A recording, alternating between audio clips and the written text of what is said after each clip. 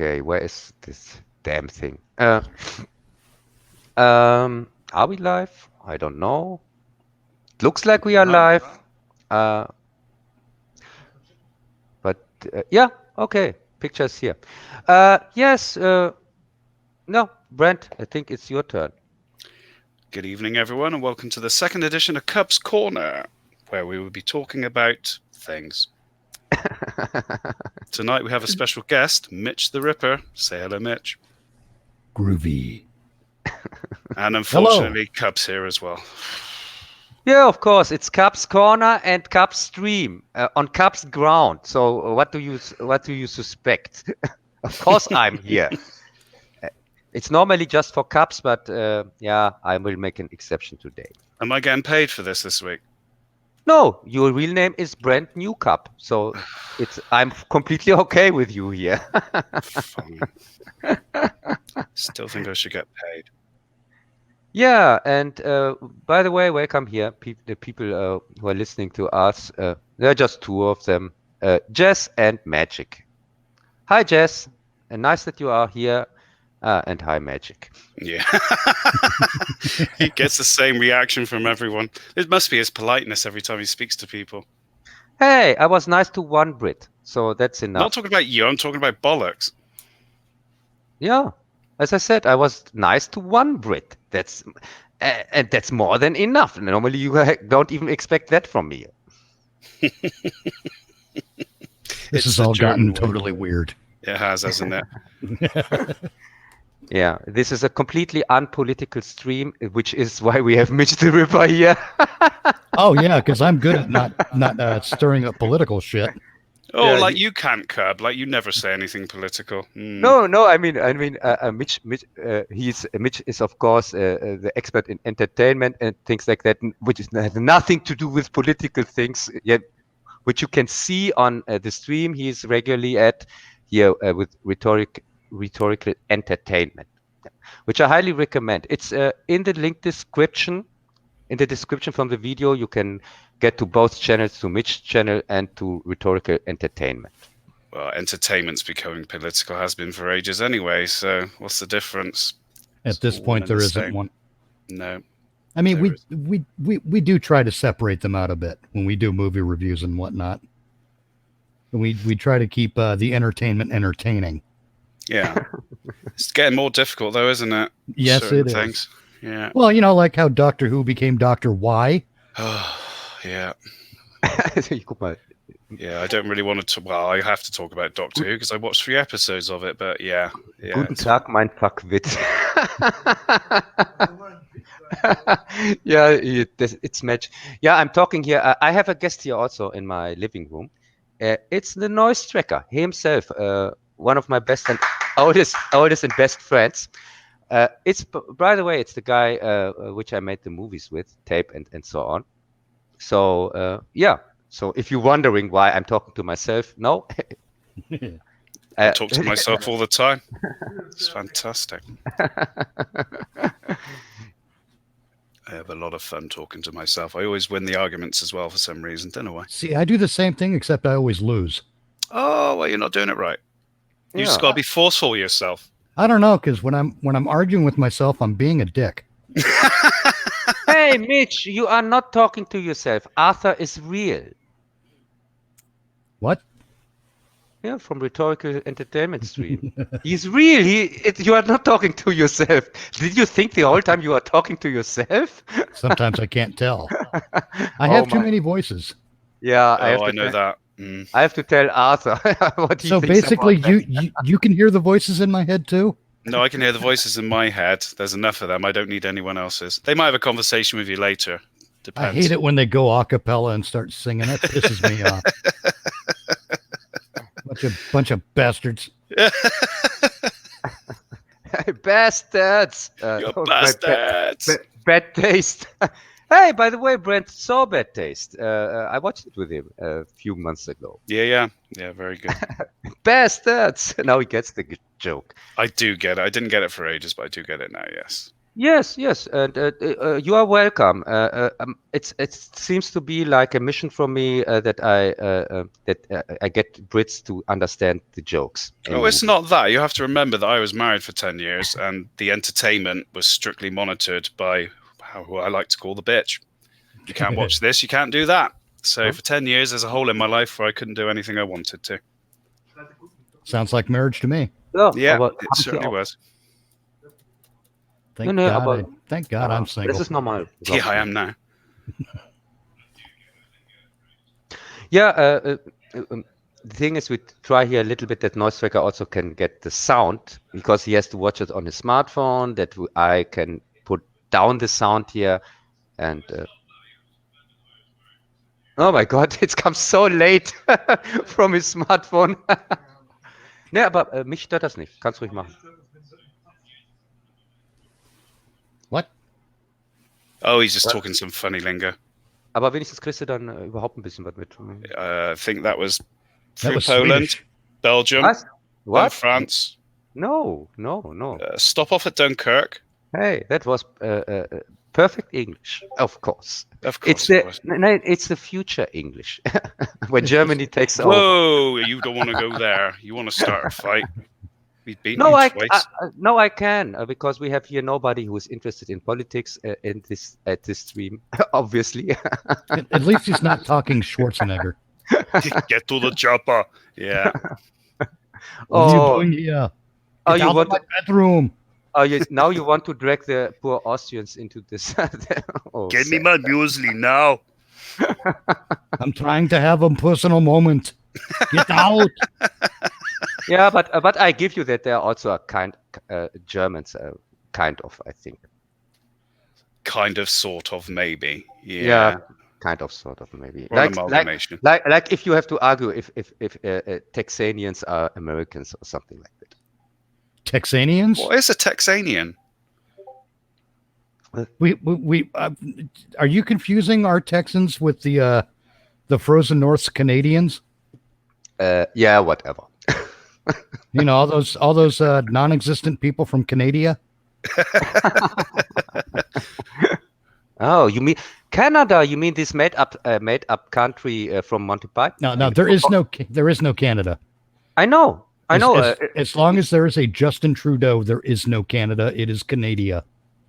No, I know they made this country up for the Monty Python joke here. I'm Most likely. I'm a lumberjack and I feel good or something like that. I'm a lumberjack and I'm okay. I sleep all night. I work all day. I'm a little too familiar with it. Yeah, and Noise Tracker reminds me here that we lost a Monty Python yesterday. We Terry already Jones. a few days ago, and we already talked about that 2 days ago here on Digital Pollution's live stream. But Terry Jones, he's missed here really. Yeah. Well, there's been a couple over the past few days. Remember the guy who was Tyne Daly's husband in Cagney and Lacey? John Carlin, he passed away as well. No, who was that? Cagney and Lacey, the guy who played Tyne Daly's husband. Never saw that. I never heard of that. Well, that's you. That was a lady cop show in the States. Yeah. Oh, a lady cop show. Oh yeah, okay. It was a good Now I know. show. Now It's like I know. Hill Street Blues and all that sort of stuff. They were good shows. Yeah, now I know why Brent knows the show. Why is that? Oh no, Cub? I was. You said Hill Street Blues, and I was trying to remember it, but I was thinking of NYPD Blue, which starred Dennis Franz's ass all the time. Yeah, no, I remember Cagney and Lacey, Starsky and Hutch, Kojak, Hill Street Blues, Columbo. It's one of my favorites. Columbo is awesome. Yeah, fantastic. Yeah. Columbo Who knew it'd puts- be so good to see how it was actually done before they solved it in the end? Oh, I know, Yeah. but there's the challenge for me, and I'll watch Columbo to this day, man. I will freaking binge watch yeah. that. I love Yeah. that show. Yeah. But the challenge is to and sometimes they blow it for you, but the challenge is to see what Columbo saw that tipped him off. In some Yeah. cases. Hey, welcome, RoboCop 2. What the fuck? What happened here? RoboCop was a new model. We don't need. He's not so long in duty. So We don't. Who built a RoboCop 2? I don't know, but I'd buy that for $1. I think RoboCub was out of warranty. I He think. had a limited warranty, so sorry. You've got No, the new one. no, I smell here, as usual, some jealousy. I think that magic is behind this conspiracy. I'm pretty sure. Probably not. No, it has magic all over it. This Yeah. action. You see Oh, conspiracy God, and you say, it's magic. Yeah. Oh God, no. I just got it. You said he got magic all over it, and I had this image of bad pornography. Yes, that's Of magic. like Yes, that's magic. Yeah. where like fairy pornography, where it's all glittery and gooey. And no, I don't want to think about that. Oh, so you know magic? Okay. I thought I have to introduce him, but it seems you know him already. What sites do you go on? Good Lord, that sounds revolting. I'm not answering that question. No, I'm talking to Cub because he knew more about it than you did. Oh, okay, you got a point there. Cub's got him bookmarked. Yeah, sure. So before Brent continues to try to be funny, which is not easy for him as a Brit, let's go on with the show. Brent Yes. or Brett? Pick a name and then use it. Yeah, whatever. Yeah. What's the show today? The show today, well, I was going to do a little talk on trailers, but there isn't a lot going around at the moment, so I don't think it's worth doing. It's only silly it is. films. Well, if you want, we Yeah. were also going to talk today about Picard, which Mitch will be taking over and you, because I haven't seen it yet. And a little chat about Doctor Who, which I'd sat through 3 episodes of yesterday. So I deserve a medal. Yeah, you deserve a medal, and Not the Iron Cross, though. no, not the Iron Cross, because you didn't see episode 4 with his. When I get to the Greta Thunberg one, that was enough. Anyone would gladly say no, he didn't have to watch anymore. Yeah. Well, with the trailers at the moment, there isn't much. There's that Night of Shadows, which is a rip-off of the Ghost Story one, I think. Night of Shadows? What's that? Jackie Chan. Wait. Jackie Chan's awesome and everything. He might not be that awesome in this one. Yeah, and he was also not awesome in the Police Story continuations after part 2. So see, that's the thing. Jackie Chan is the one bright spot of a bad movie. yeah, I know most of the time he's the best part of the movie. But if the movie really sucks, I agree. So, and really, the new Police Story was an embarrassment. After that, I kind of gave up on Jackie Chan movies. Well, you remember when they did that remake of Karate Kid Oh my God! with Jackie Chan? Part of that So movie. what? So what? He was a diamond that sticked out of a pile of shit. Yeah, So basically. what? But he Was- had a good backstory and good exploration of the trauma of losing his family with building the car and everything. It was fantastic. But then they had to put a fucking kid in the movie and wreck it. A fucking kid, not any kid. A kid, the untalented kid from this Suicide Squad wannabe. Will Smith's kid. Will Smith, Aladdin's kid. Yeah. Oh my God. That's afterbirth all over again. But before that, even. So I take it you're not a fan of that. We'll see what it's like when it comes out. It's only a short trailer, but I'm not a fan of kids, untalented kids from actors who can't act, can't sing, and are annoying as fuck. No, I'm not a fan of that. I just hate it. I just hate it when they try to shoehorn a kid into a movie. Yeah, I think they were. I don't know, what were they doing?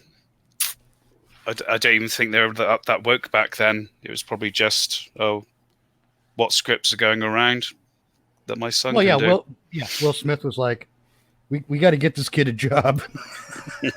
I'm tired of this 10-year-old kid mooching off me. Get him a job. Yeah, I think after Cobra Kai, nobody really is going ever mention this movie again. Probably not. It's really Cobra Kai showed how to do it, even on TV, and this stupid movie, a remake from Karate Kid. Yeah, sure. You know, it would be great for Cobra Kai. Have Jackie Chan show up as Mr. Han. Yeah, I wouldn't even have mind Jackie be Chan. awesome. I wouldn't even have mind Jackie Chan as Miyagi in Cobra Kai, or maybe a son of Miyagi, or something like that, a friend of him, or whatever. No, I don't know. No, I think he should just be Mr. Han because Jackie Chan. Yep, but I don't understand that. Why Mr. Han? Because that was his name in the remake. Oh, you still talking about the remake? Well, yeah, I was saying, if he reprised his role as the remake in Cobra Kai, that would be awesome. I erased it so completely. Wow, did you take the wrong pills today? No, I fortunately erased this directly during seeing even. It was so forgettable. When the movie was over, I couldn't tell you how it began. Well, it's basically the same story. See, and you know the movie you talked about it earlier. What was it? Bad Boys 3? Oh my Or God! the Yeah, latest the shit show. installment of Bad Boys. Yeah. Man, that movie should have been made 15 years ago. No, it shouldn't. Also shouldn't be made 15 years ago. Yeah, I give you that. Yeah, Because true. I like the second one, like the first one. They are all crap. Because by the now way. it's two elderly cops, you know, trying to be cool in Florida. Trying, yes, but you have to. This trying, you have to put in fat letters and make circles around it. Trying, trying. It's over. Okay, it's done. Yeah. You know, you tried with the sequel. It didn't work so well. You should have left it alone. Yeah, I'd say they shouldn't have begun with the stupid thing because Bad Boys 1 was a real disappointment back then when I saw it. I paid money for it from the video store, which I never will get back. The time also I won't get back. And also I saw a Michael Bay movie before we found out what a hack he is. So yeah, it was really not. It's not a fun memory at all. Well, I think with these sort of franchises, if they bomb on the second one, whatever, they just hibernate it for a while and think, well, people will forget it by that time, and we'll redo it in 5 years, 10 years, 15 years time. Oh yeah, so now we can look forward to Basic Instinct 3. Oh yeah, but that's going to be cobwebs and everything. Yeah, exactly. You're going to be using a leaf blower to clean her. It's like, I'll go in a minute, love. Hold on. What, did you make a joke? You said Basic Instinct 3. Yeah, it's gonna be a crime story that takes place in a retirement home. Yeah. You mean like the second one? Yeah. They remake the second one. Okay, because it was such a huge success. Yeah. You know what they'll do is they'll hire J.J. Abrams and he'll film flares. 42 different movies on one budget and try to fix it all into one coherent story, and it will fail. Yeah, if filming a movie is the same thing like ripping off from a movie, yeah, I agree on that. There's a lot of it about nowadays. There's a lot of people ripping each other off. It just seems to be in vogue at the moment. Exclusively, they're ripping all are just ripping off. Even this Oscar contender, 1917, which we are going to talk about later, he also has. Yeah, but when it comes to that, I'm going to explain that what I mean. But yeah. They're even ripping off the bad films. I mean, oh God, yes. Can anyone come up with a new fucking IP? Well, there's got to be. Let's be honest. There's only what's that expression? There's only 7 stories, something like that. Yeah, and you know, movies only really end in one of 3 ways, pretty much. So it's not really about the story they're trying to tell. It's about the characters they're trying to create. You got to have engaging characters, and we're just not getting them. I mean, seriously, they're going to go diverse. they're going to go with Basic Instinct 3. Grandma smells like cat piss, and it's going to suck because it's not an intriguing character. Yeah, and also the second Basic Instinct. I hope that this is really a joke that they want to make a third Basic Instinct, because the second they didn't even want to make. I talk about that in my Paul Verhoeven review.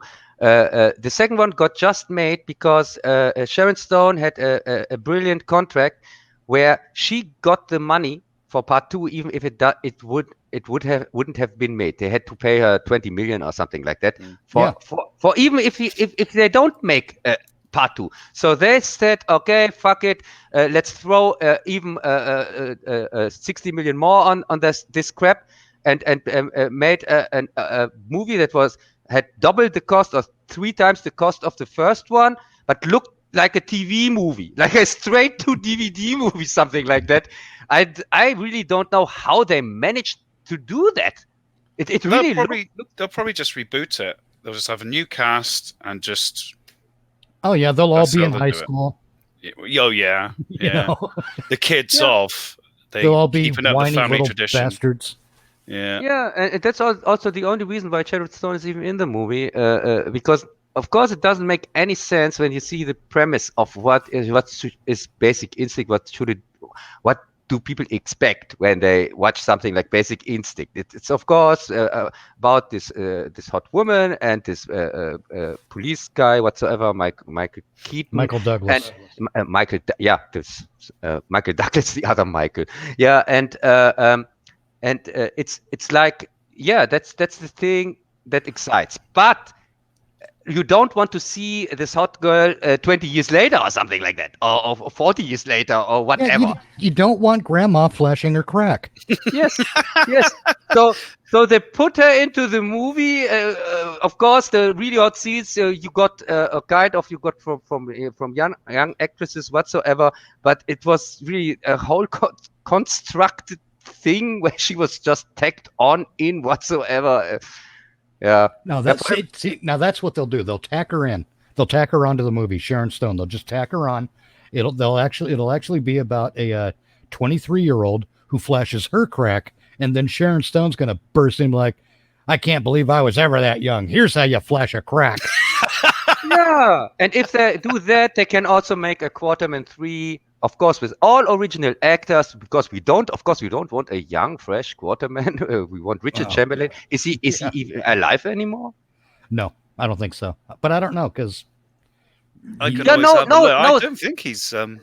No, then we have to take Jar Jar Abrams or Ed Wood. Ed Wood is already dead, but Jar Jar Abrams is there. But he has the same style like Ed Wood. He also uses footage from deceased actors, and you don't see the difference. If you see the roast of Soy Walker, you wouldn't tell that Carrie Fisher was already dead when they filmed that.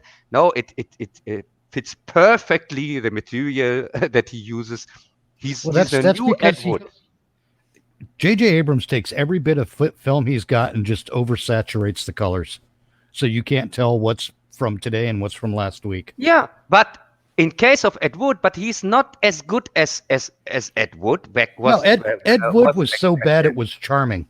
No, but his material didn't stick out so heavy like the ones from Jar Jar. Right. Yeah, because his material of deceased actors, he should watch more Ed Wood movies to learn from the master himself, because clearly he wants to become the new Spielberg. This is out of reach, but maybe Ed Wood is possible.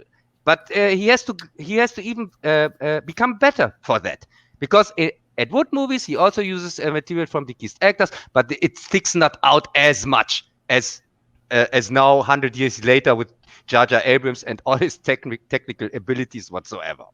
Technical abilities, fucking hell, what abilities? Yeah. To talk companies out of lots of money and then move on to the next one, wreck franchises. Yeah, basically. They spent so much money on this crap. I think they would get much more bigger audience if they just would put the money like in Batman here, the Dark Knight. Just put it, make a pile of it, and burn it in front of with the camera on, and show how real money gets burned. But there's another element there that you're touching on. Hollywood especially doesn't need to spend $300 million to make these movies. They're overpaying, and for all the wrong reasons. Because you go on YouTube, you find any fan film creator who does a good job on like a $10 budget. Yeah, like me. you hire those people to make your big budget movie. You say, hey, look, we like what you did with this thing. We're going to take you and put you in charge of this little Star Wars movie. It's going to have a budget of $10 million. And you do it. You take the reins. You make your own little Star Wars movie for $10 million. We'll pay for you to get into all the right guilds and whatnot so you can do it legally or whatever. Well, I think going on. I think it's to keep the money within the system, because it's you want this CGI, that'll be 20 million, where it used to be 5 million 10 years ago. Yeah, and it looks like $5. So really, they can keep this CGI crap out of the movies. You want this actress? Well, that's 15 million. Things like that. What I mean. That's what I mean. These people who like the guys who did the Star Trek fan films. A lot of them, they managed to create their own CGI stuff for the space scenes, and it looks great. Yeah. You hire those people. You don't hire the big effects houses who have all kinds of overhead and need to pay for a yacht for next Thursday's outing. Yeah, these big movie productions nowadays, they're just big scams.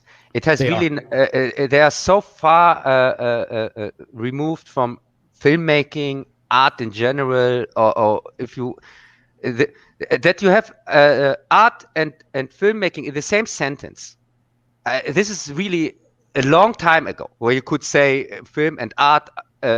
Film is art. That was since the 50s, 60s, whatever. Since they really started with these blockbusters and put hundreds of millions on the screen for nothing. These times are gone. Well, not only is it that, because they used to do it for love, it's the diversity side as well. As I said, they want to keep the money in Hollywood, so they just keep it rolling around and making it more expensive, and they want to fill those diversity boxes for people who don't fucking watch the films. Yeah.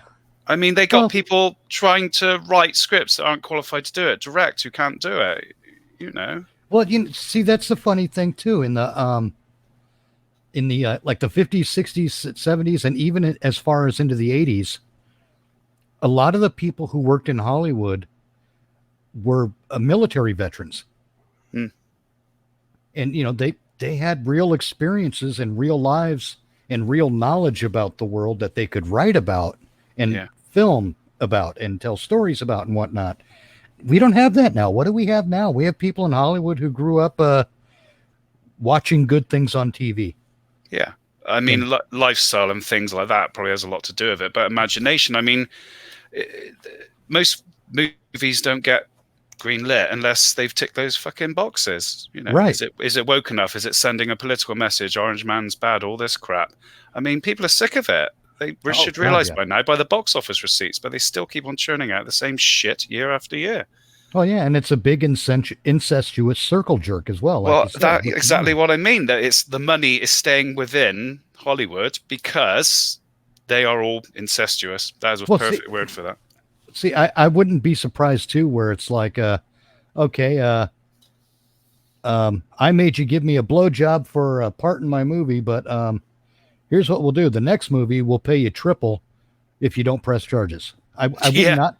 Seriously, I wouldn't be surprised if that was a factor as well. Yeah, it probably is for a lot of them. I mean, there was all that stuff kicking off back with Weinstein, and what's her face? Can't remember her bloody name now. She was like insinuated in it, but that all went quiet. They just dropped everything. Rose McGowan, or her name will come to me in a minute. I can't remember her bloody name. There's too many of the names anyway. I mean, there's a lot of people and a lot of things going on that you won't want to know about, and other things that people should probably know about. Yeah.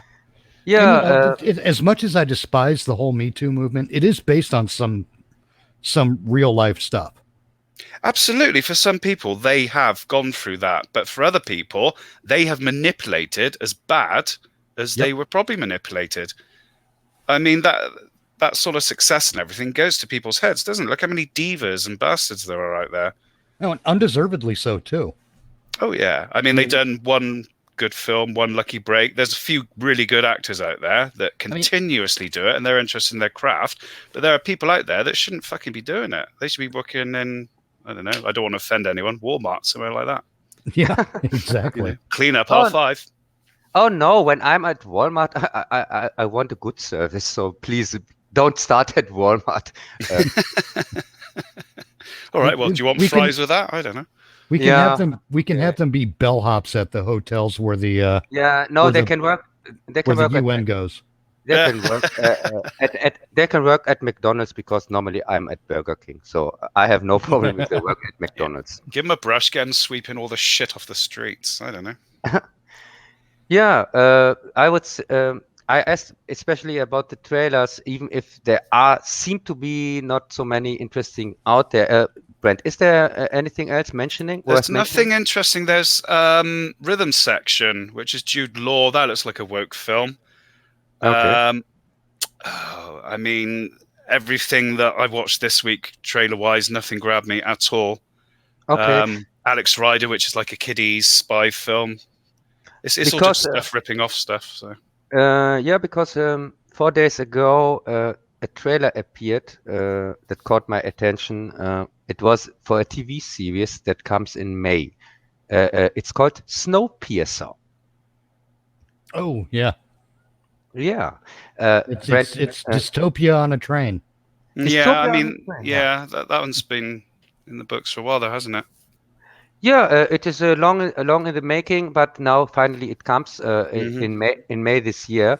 Yeah. And for people who don't know what we are talking about, Snowpiercer is a movie from South Korean director Bong Joon-ho. And he's a very, very interesting filmmaker. He made The Host, for example. It's an interesting horror movie, a monster flick. But he also made the Parasite, which is now one of the most talked movies about foreign movies. Parasite is the one that is often comes often up in the same sentence with like Joker, because it also is a kind of criticism of the social classes today, but it's in a much more settled way.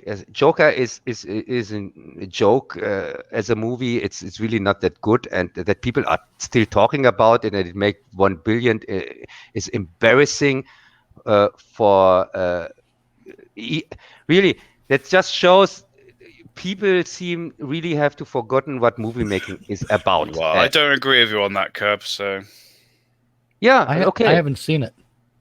But as I said, it's very good. Parasite, I highly recommend that. You can just watch it in South Korean with English subtitles, but still, I watch it over Joker anytime. I watch 10 times Parasite before I watch another 20 minutes of Joker, because Joker is really just boring. Parasite. I know what you mean about those things, because lots of foreign language films I've seen are fantastic, and I'm thinking, well, my God, if they could do that in the Western cinema, they would make a fortune. You know, so yes, you're right, and I don't agree with you about the Joker thing, but you are right about a lot of films. You know, from foreign cinema, they are in a league of their own compared to bloody Hollywood stuff. And, well, then they get into those. Someone in Hollywood decides to make those films, and they screw them up. Yeah, you know, The Ring, The Grudge. Yeah, and this director, as I said, he made in 2013. Snowpiercer, this movie, and the series is based. First off, this whole property is based on a comic book, and the series is based on the movie. Because when you see the trailer for it for the first season, it shows you beat for beat the most interesting scenes of the movie reenacted or something like that. And I can't really. I don't see the urgency to make. It's a very good movie, and why we need a TV series from a story that was completely told, by the way, and has had finished at the end. So I don't see the urgency to make a TV series out of that. But yeah, I have to see the series. Of course, I'm going to watch it, and but I'm not really. I don't think it's necessary. Well, we'll see. It depends what they're going to do. Whether they're going to go, more plot driven for the characters, or they're going to veer off somewhere else. Yeah, Well, but Mitch. Go on. No, Mitch. You are the guest, Mitch. Well, I was just going to say one of the mistakes we see a lot with modern film and television production. Well, for one thing, there's no real television production anymore. It's all streaming. Yeah. I mean, that's where the future is in the streaming. And what we're seeing is they're trying to take the movie concept and fit it into what is effectively a television series, or taking the television series and fitting it into a movie. Mm. We see a lot of they're being I don't know what the word, they're being flipped around that way, and it's not working. The Brady Bunch movie, it's good as satire on the Brady Bunch, but that's about it. Yes, that's about it. I totally agree on that. And also, what I'm concerned about is, so you had an excellent movie, which with a kind of unique idea, and which really 2013 stood out from the crap. From the 2013, it was also a crap year, like the year before and the year after that. But this movie I really liked. It underperformed at the box office, sadly. And also there was a little interference from the production with the director, who it was his first Hollywood movie, kind of, and he wasn't a big fan of this Hollywood system. And after that, I think he went back, and his Parasite, for example, is as I said, a South Korean movie. And but still, it was a good movie, even if it underperformed.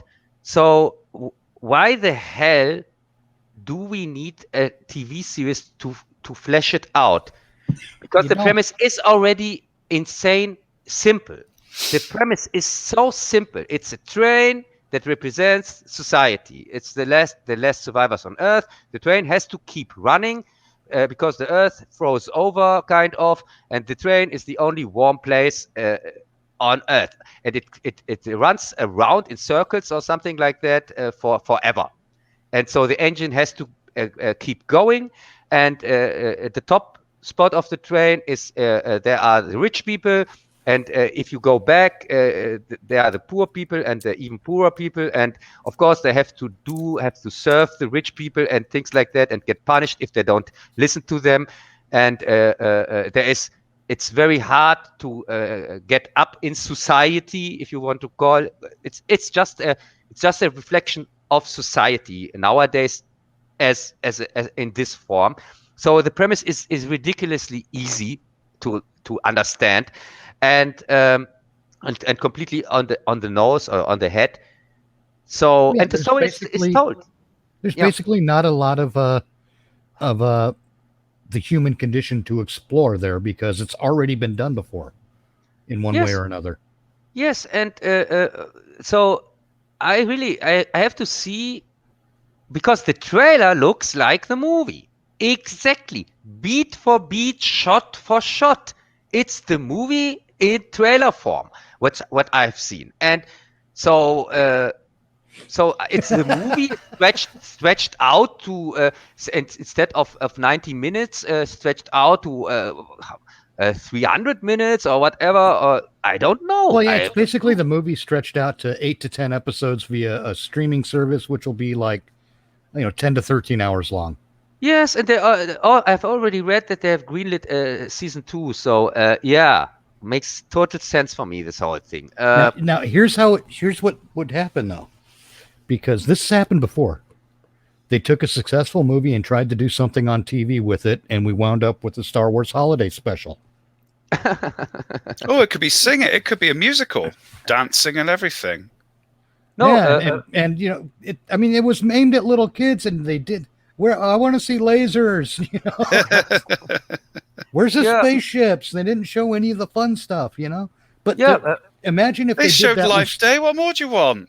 Yeah, they showed Carrie Fisher singing and Harrison Yeah, Ford deciding well, he's not you gonna. don't need anything more. And you had the Boba Fett cartoon, so there you Oh go. yeah, there was that. But imagine if they took Star Wars today and Hmm. decided to do a uh, the streaming service thing, and I don't mean like they did with the Mandalorian. I mean the actual Star Wars thing. They're going to do the same characters, the same story, except instead of it being an hour and a half to 2 hours, it's going to be like 10 to 13 hours. They'd start exploring stupid things like why does Darth Vader wear a cape? yeah. And where did Han And- Solo get his name from? And who the fuck cares? That's Yeah, the kind of shit they'll explore, and that's the dumbest stuff to explore. No one gives a fuck. Hey, the Darth Vader dice. wears a cape. You tell Darth Vader he can't wear a cape. Hey, don't forget the dice. I want to know where these dice came from. Yeah, This we don't need that important shit. dice here from the Millennium Falcon. Don't you This- know? That's why Solo was such a shit movie because he had a certain gun, so we had to know how he got the gun. He had the dice in the Yeah. Millennium Falcon. We had to know how to get the gun. Hey, He, you ma- never will guess that. Somebody gave it to him. he had a pet dog that walked on two legs. Where'd he get his pet dog? For fuck's sake, we know. Just tell a neat story. You don't have to answer all these questions. But Han they do Solo have was to a cool character already. They have to explain it to all these fucking millennials No, who they don't don't. get it. They do because they don't get it. They're stuck in their phone all day. They don't They- want to read a book or do they- any backstory stuff. Now screw them. They can watch the first fucking movie. But they're not interested in doing that. They want a quick, digestible film that says he's this, that's that, that's that. That's all they want This nowadays. is Han Solo. He wears a space gun and he shoots the He bad has guy. dice. This guy gave him the gun. You know, they're not interested in what make it is or anything like that. We are. They're not interested in the subtlety of Greedo holding Han Solo at gunpoint and Han Solo being such a badass that he got the first shot off. In any way, you know, they don't want that kind of subtlety. We have to know that Greedo shot first. Fuck you. I get angry at this stuff, by the way. Yeah. So there's really no difference between George Lucas hack and Disney hacks, because Pretty much, yeah, because George Lucas lost his fire. Yeah, he and also lost his mind when he made these stupid special editions, and Disney continued his bad work. That's I think all. he just got a new toy and he went over the top with it. And he said, "Oh, I can do this, or I can do that, or I can do this, or I can do that. We got money. I can spend it on this. I can spend it on that." You know. He just told everyone this is the stuff I always wanted in this movie. Yeah, and also by releasing this stupid new special editions and saying the old ones don't exist anymore. He didn't have to. I think he didn't have to pay any royalties to the editors of the old one, like his ex-wife. So yeah, makes all for you me had to no do was sense. add another layer of computer generated horse shit onto his at onto the 25 print and say a 25% different version. Yeah. no, not even that. He just I figure I can re-release these movies. I spent $20 to put a Jawa in a cave, and then we can re-release the movies and make thousands and millions of dollars. Hey, it's like with Just the the new Jawas. with the new Malibu Stacy. This time she has a hat. Yeah. He basically sold accessories for Barbie dolls when he did the alternate versions or whatever the fuck they call them, special editions. Yeah, because they are something special. This like special people, as special. He's they a good businessman. You got to give him that because he's made a fucking absolutely. fortune out of Hey, it. Mitch, didn't you get a special man from the special editions No, as a toy? Yeah, there's really a special man out there. oh god, this time Luke Skywalker's lightsaber has Duracell batteries.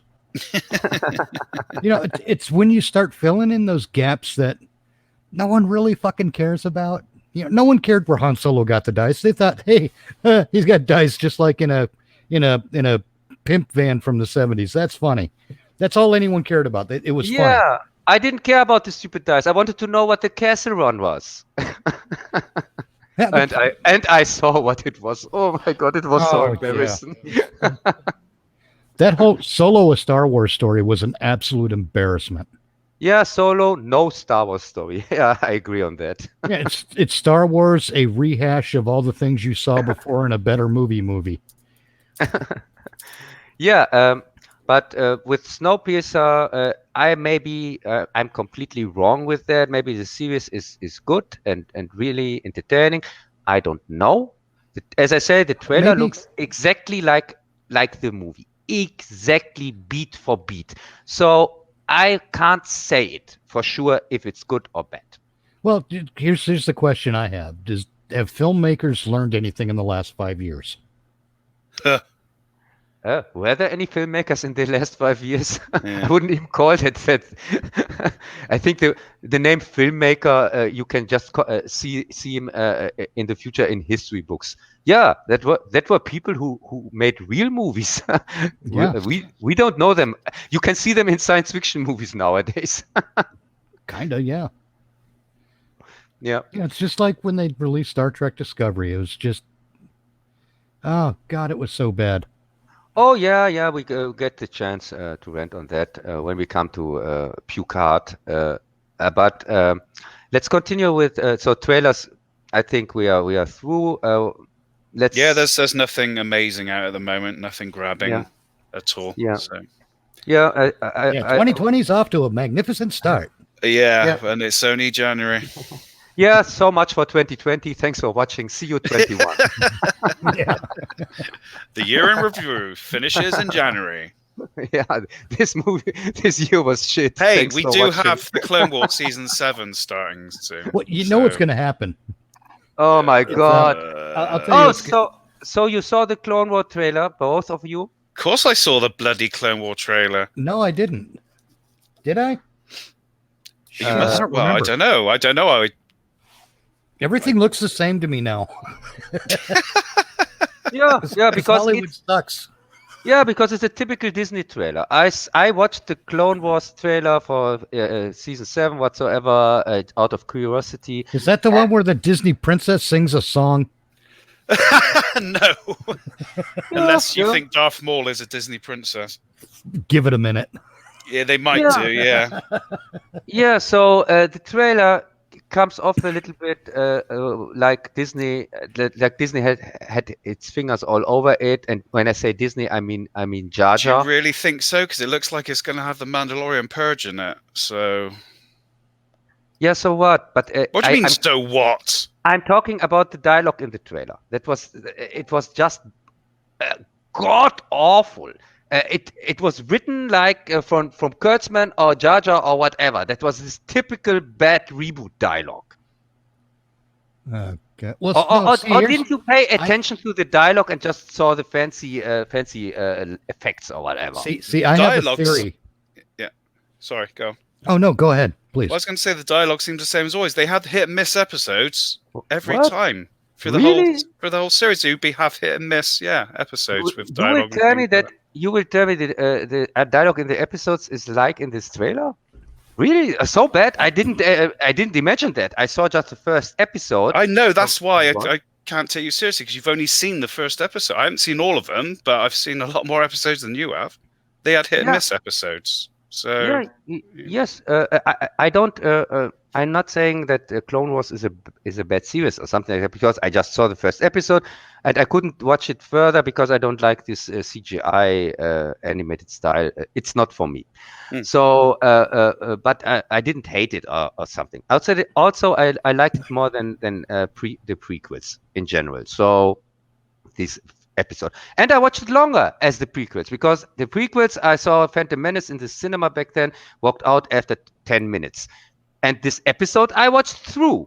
So clearly, it has for me it's even better than the prequels.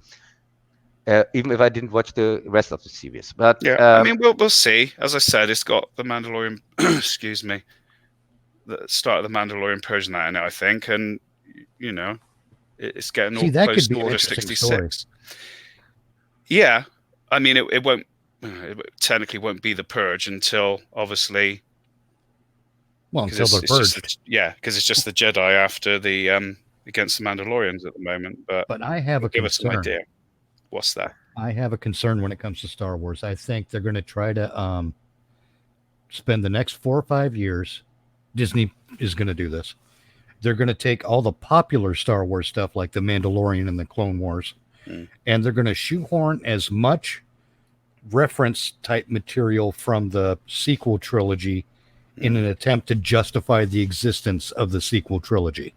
Yes, but they Disney. can't do much with that. All they could do is have a few scenes with Palpatine where he's planning to do his 20-year plan, whatever it is. Oh, yeah. That's all you can do. Spaceships out in Yeah. the outer rim. Yeah, but they can do much more because they crap on canon. They can even let Rey appear there if they want to, because they don't give a shit on canon. Right. Well, that's what I mean. But I think that's what they're going to do. They're going to. I don't think it's going to be like a full episode of, hey, here's why The Last Jedi is a good movie. I don't think it's going to be like that. It's going to be subtle. Not so they're going to be subtlety. like, they're going to be like, hey, Obi-Wan, Anakin, get your ass to Jakku.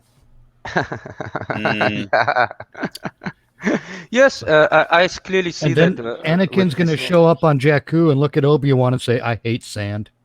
Yeah. Gets everywhere. Yeah. It makes my ass cheeks itch. Yes, we know since Rise of Skywalker latest, we know that no throwaway line from the original or from the prequels even is safe anymore. Right. They are going to use everything. They even used the prequels, something from the prequels as reason why Palpatine is back again, and even if they started out not giving them any mentioning in The Force Awakens or whatever, and completely ignoring them, but so thinking like, oh yeah, we are better than the prequels. But no, in the third one, they had to rely on the prequels to get this crap with Palpatine done. Oh God, you know what they're going to do? They're going to reveal that Palpatine spent, 30 years before he got killed in Return of the Jedi. They'll have it so he spent 30 years shitting into a petri dish, and that's where he got the basis for cloning Snoke. Yeah, I mean, most of this stuff, like the designs for the ships, things like that, haven't even been produced yet, so they can't introduce it in the Clone Wars. The only thing that's a bit iffy about the Clone Wars trailer is that Padme looks pregnant. And she didn't reveal that until, obviously, Attack. Who knows? Who knows? Maybe she's not pregnant. Maybe she just has to make a dump or shit or something. She looks pregnant. See, pregnant. I always thought it would have been interesting if it turned out that Obi-Wan was banging Padme. Oh, can you imagine? It's like, you think you're the chosen one? She's chosen me. Turned her against me. Yeah, Obi-Wan. Well, I did her from behind, if that's what you're implying. Did the back door. So he really learned everything from Obi-Wan. Help me, Obi-Wan. You're my only hope. Obi-Wan's bending Padme over a coffee table, and he's like, your father wanted you to have this when you were old enough. Yeah.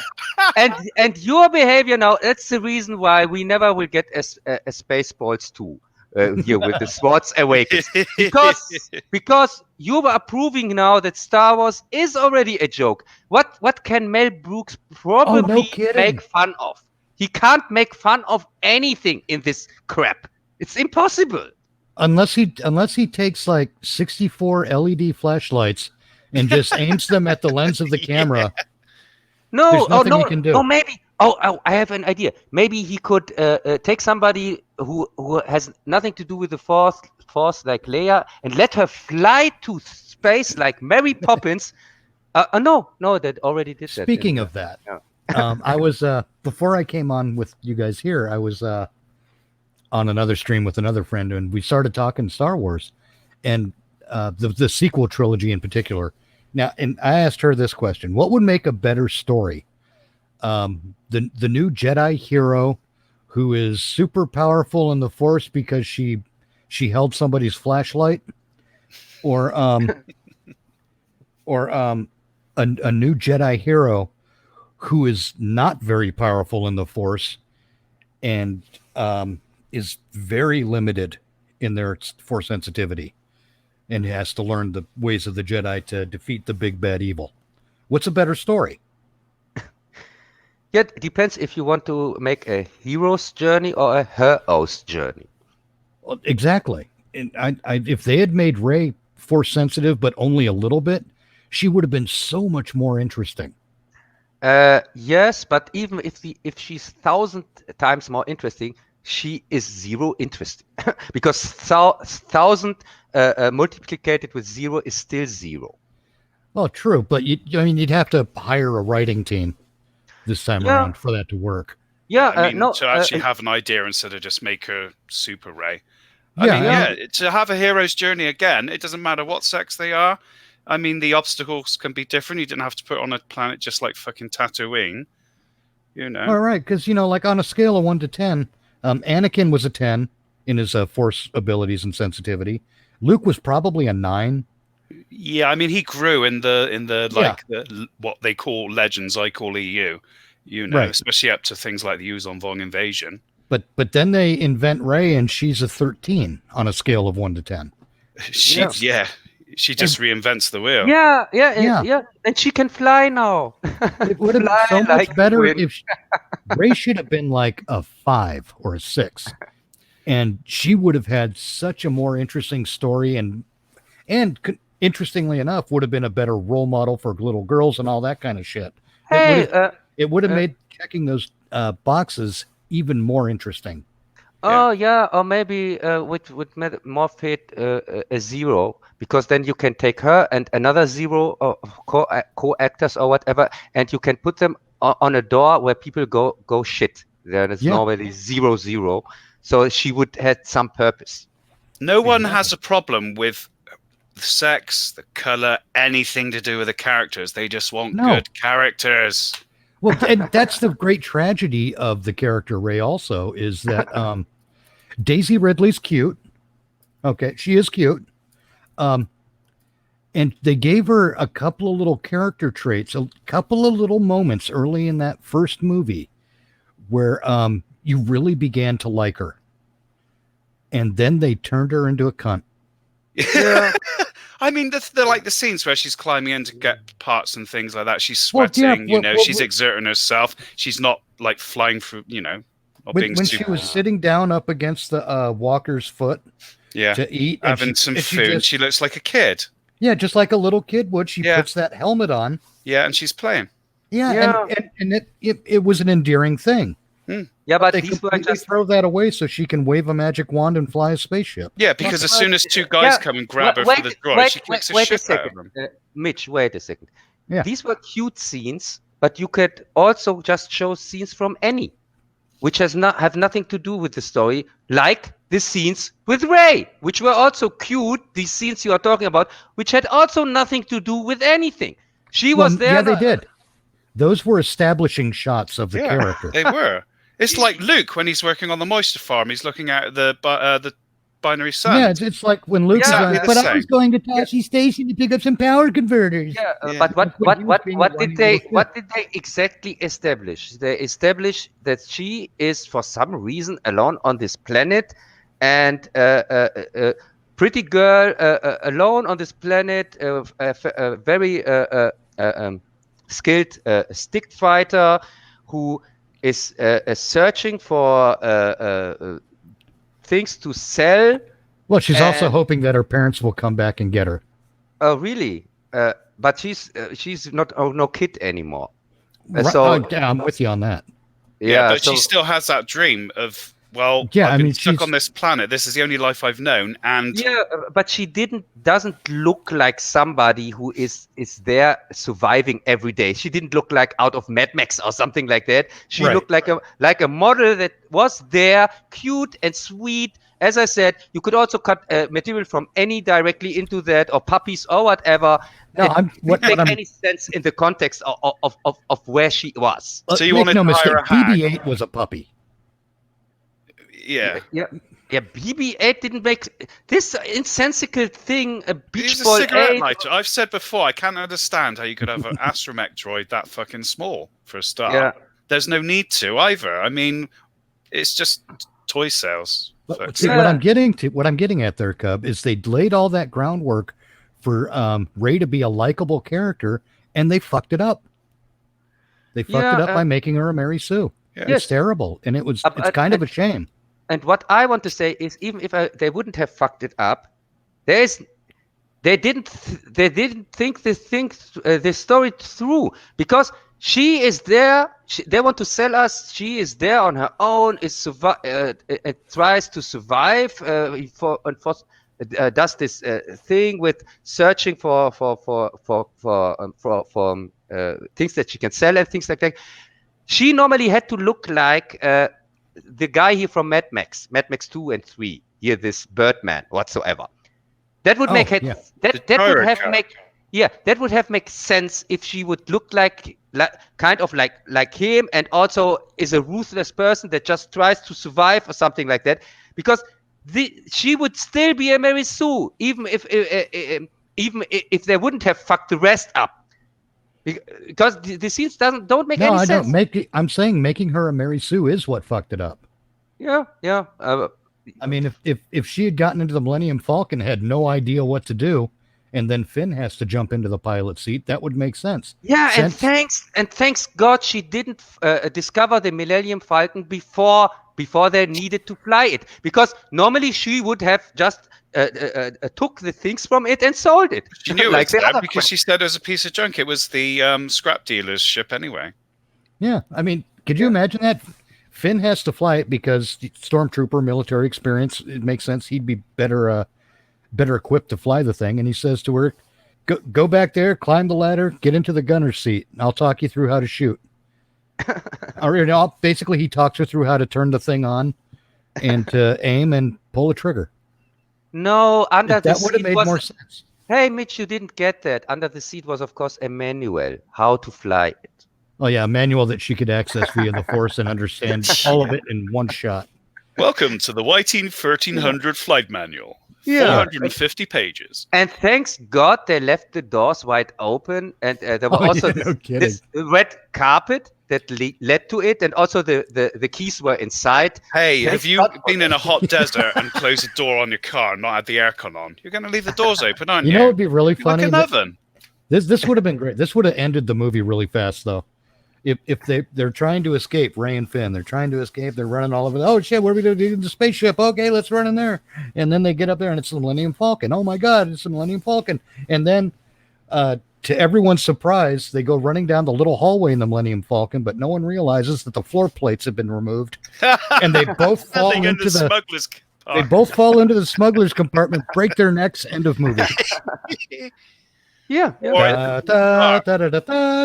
Holy shit! Sorry, just makes a...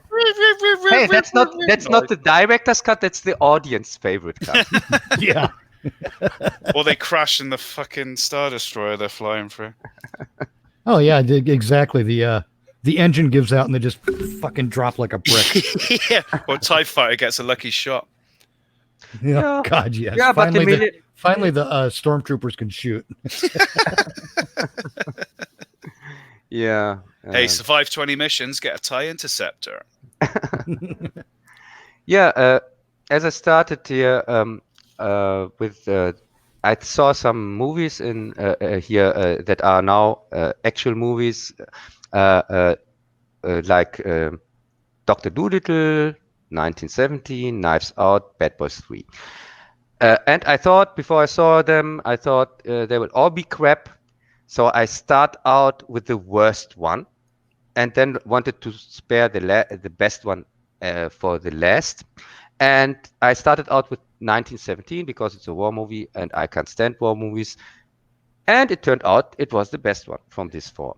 In fact, it was the only decent one. The others were completely crap. And for Knives Out, I'm going to go a little bit into that, why it's complete crap, and I don't understand why there are people praising it and things like that, as it is the second coming of mystery murder stories whatsoever. No, it isn't at all. It has a Deus Ex Machina, Mary Sue's, and things like that.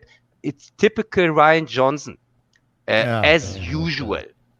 Yeah, Ryan Johnson, as we love and like him. Yeah, it's really I could tell you after seeing the movie, even if I didn't know it's from Ryan Johnson, I would say, oh yeah, that looks like Ryan Johnson. Yeah, this is a character who vomits when he has to tell a lie or something like that. Yeah, that's not convenient at all for the story. Really. That's Oh my what God. happened when the actor read the script. He Yeah, just started throwing up. yeah. And if she doesn't throw up, they just give her the script from Last Jedi, and as latest then it starts. But for here, Neustrecker is not here anymore. He went away a few minutes ago, and he's now home, and he's now here in the chat. Hi, Neustrecker. Yeah, as I said, and I think I'm the only one who saw these movies. Am I correct? I think so. So I'm just going to not make it so long. Dr. Dolittle is really that bad as everybody says, and it's even worse. You have, I don't know what they are thinking. I would say it's even worse than Dumbo, and Dumbo is unwatchable crap. Unwatchable. Dr. Dolittle is even worse or on the same level as Lion King, and so it's insane bad. He goes on a journey because a queen whatsoever, a princess is poisoned, and he goes on a journey, sails the seas with his animals to find the cure. That's the story. And by the way, he has to at some point he has to even talk with a dragon. So he fucks even up the Dr. Dolittle thing itself, because normally Dr. Dolittle doesn't speak to fantasy animals or whatever. But yeah, and I can't recommend Dr. Iron Man at all. It's crap. It's complete crap. The same goes for Bad Boys 3. We talked a little bit about that. I think it's even worse than the other ones, but the other ones get already for me 0 out of 10, and this one is not much better. In fact, I think he's even more annoying than the other one, if that's possible, and he has a much more stupid story, if you can call it that. There's a twist at the end, which I'm not going to spoil here, even if I hate the movie, and I don't think anybody cares for it. But yeah, Will Smith, I don't know what he's thinking. And also, I think there's a 4th part coming out. Hinted. Yeah, they hinted at the end. I thought, really? Do you really think this will be that success? Yeah, and they were right. It is. It looks like it is. Bad Boys 4. Mom, Grandpa's out of bed again. Yeah. Grandpa's got that gun in his hand again. Yeah. I used to be a cop. Shut up and eat your oatmeal, Grandpa. Yeah, and if I had to compare it to the other both Bad Boys, first one I couldn't stand, but it was not as bad as the second one, which was complete garbage.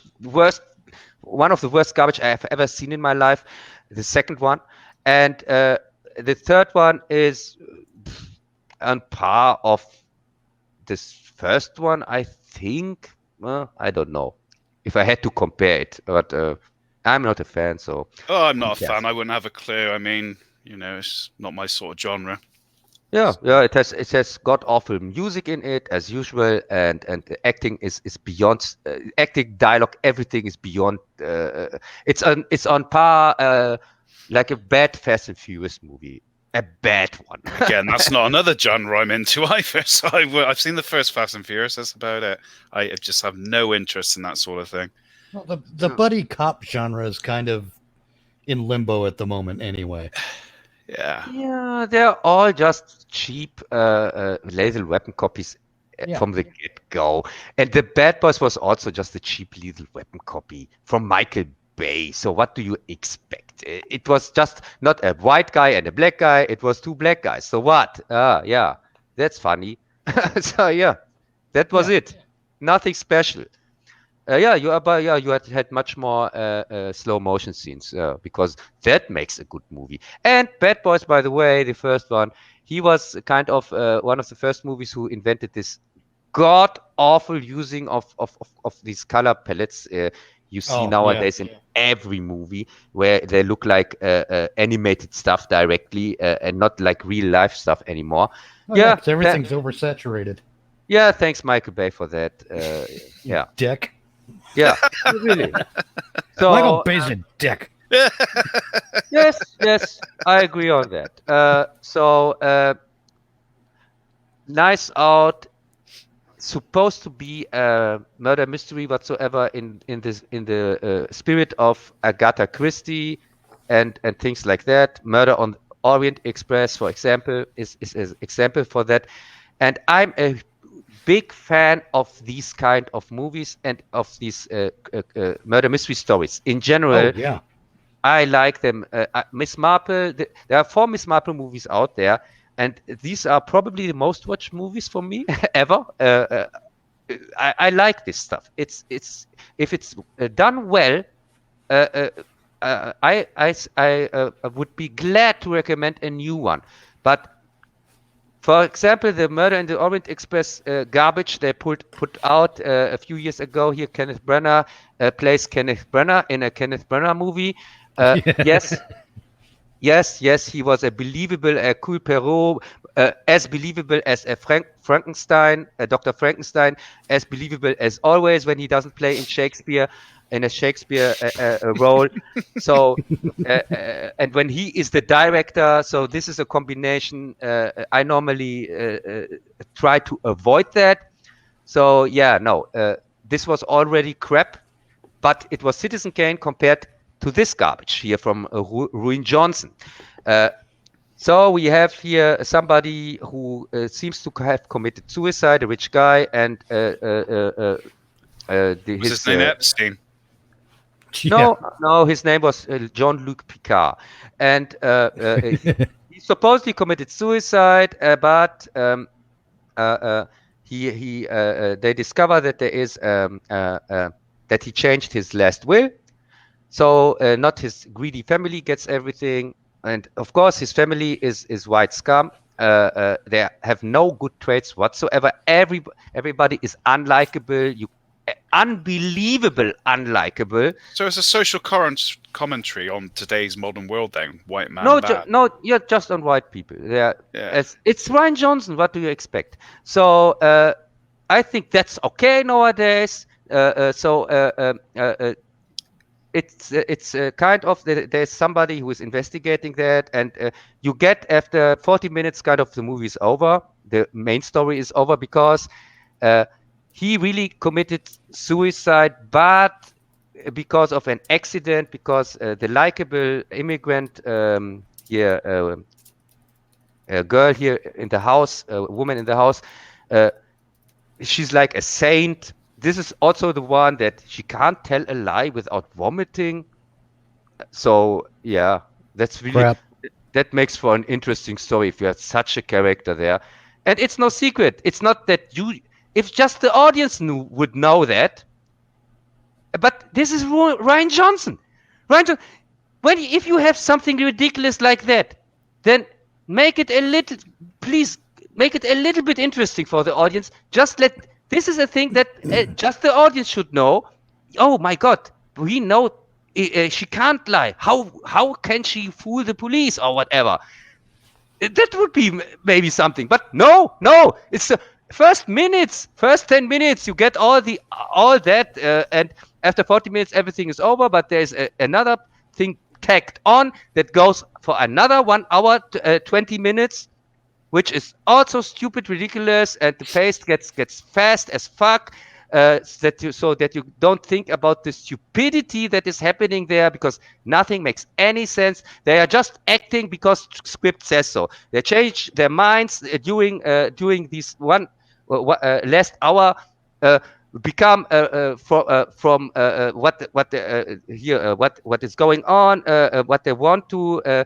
Make stupid decisions for no reason whatsoever. Then, for example, the main character, she decides to tell somebody here, the son, tell him about everything without any reason, just because he says to her, I know you can't lie and things like that. But okay, she can't lie without vomiting. but then shut up. Don't say anything. Why do you have to say something? You can't be that stupid. So yeah. But if somebody wants to see this crap, I don't want to spoil it for him. You just did. What? I didn't say anything. Okay. Yeah, See, because- you know what this is going to lead to? What's that? Like we were talking about earlier, 2020 is going to be a very bad year for Hollywood. But what that's going to lead to is, well, we got to get people back into the seats in the theaters. We got to start making movies with more boobies again. Put more boobies in the movies. Got to make some horror films. Hey, I'm all for that. Make sure the girl takes off her shirt so we can see her boobies. It's going to lead to that shit again. It probably Yeah. will, and then it'll be. Hey, Mitch, I'm all for that. Bring that on. What's wrong with character development and fucking story and plot? Yeah. I wanna see we won't get boobies, I'll any go of to that Pornhub. because it's too easy to charge too much money to blow up a fucking car. Hey, I'm cool with the boobies thing. Yes, we know you're cool. The boobies thing. When's the last time you saw any? People like boobies and car explosions. Not everyone. Some people like a decent story and a No, plot. But... Hey, maybe Russ actually, Meyer. the Friday the 13th remake actually surprised me. I was expecting that to be much worse than it actually was. Was even worse? Yeah, I expected it to be far worse, but they did some interesting things in it. Really? Like having that underground old mining network for Jason to wander around through. Yeah, That was a good where idea. Jason keeps his what do you call it? That one gal there? Yeah. that did not look like his mother. Oh my god. Yeah, that makes sense. No, Jason, there were a really, couple of. It did have a couple of interesting ideas that it explored. yeah, and for I another didn't movie. expect that. Not for Friday the 13th, please. Well, Friday that's the just it. You know, simple, it was. it's a simple concept, and I like it that way. I really don't need this confused, complicated crap tacked on it, and whatsoever. That Jason here starts to become a miner and digging holes and things like that. No, I don't need this crap. Well, he didn't dig any holes. Yeah, but he lived in one, or not? Well, kind of, yeah. But no, I just like that they did a couple of things in that movie that explored some other ways for Jason to operate. Yeah, I mean, I went into it expecting, okay, this is Jason. Yeah, but it wasn't Jason. That's my problem, because That's Friday the 13th is really just that what we know, and that's it. That's it. That's the story is told. Really, if Well, you you want got to to make remember it, too, by that time, Jason had already gone to hell and already gone to outer space. yes, I know. And So, where else could you take it? No, you had you to can't. reboot it. You can't, and to reboot it, remake it, whatsoever, it's too early for that, because I think the first Friday the 13th and also the continuation, the effects still hold up because they were practical. It's kind of a pointless thing to remake or reboot them because they would look better, because they don't look better because nowadays they don't use practical effects anymore. So No, there's too much CGI. there is no reason to remake or reboot it. If you want to see a Friday the 13th movie, they are there. Watch I it. agree. Yeah. I agree. We don't need to remake it Yeah. or reboot it. So, I'm just saying that I thought they did a couple of interesting things with the reboot. Yeah, and I can understand that the movie itself, if it wouldn't be Friday the 13th, nobody would give a crap on it. That's right. And it's from my point of view, it's not Friday the 13th. So for me, it's a random guy with a mask and who has And a a crush foul on this temper. woman. Yeah, has a crush on this woman whatsoever, and yeah, that's for me the movie. I'm not interested at all. So just because you call this thing Friday the 13th doesn't make for an interesting movie. As a movie itself, you could have made something from that premise, but not as Friday the 13th, as something completely different, unique, a new thing maybe. Oh no, but we don't do that nowadays. So just let's call it Friday the 13th. Well, like when they did. I'm glad that it isn't called Hellraiser 25 or something like that. Yeah, because it's the same thing. The story has nothing to do with Pinhead or Freddy or Jason or whatsoever. Or Michael Myers. Just put the name on it. Yeah, let's call it that. Put it Oh yeah, out. the Halloween remakes were shit.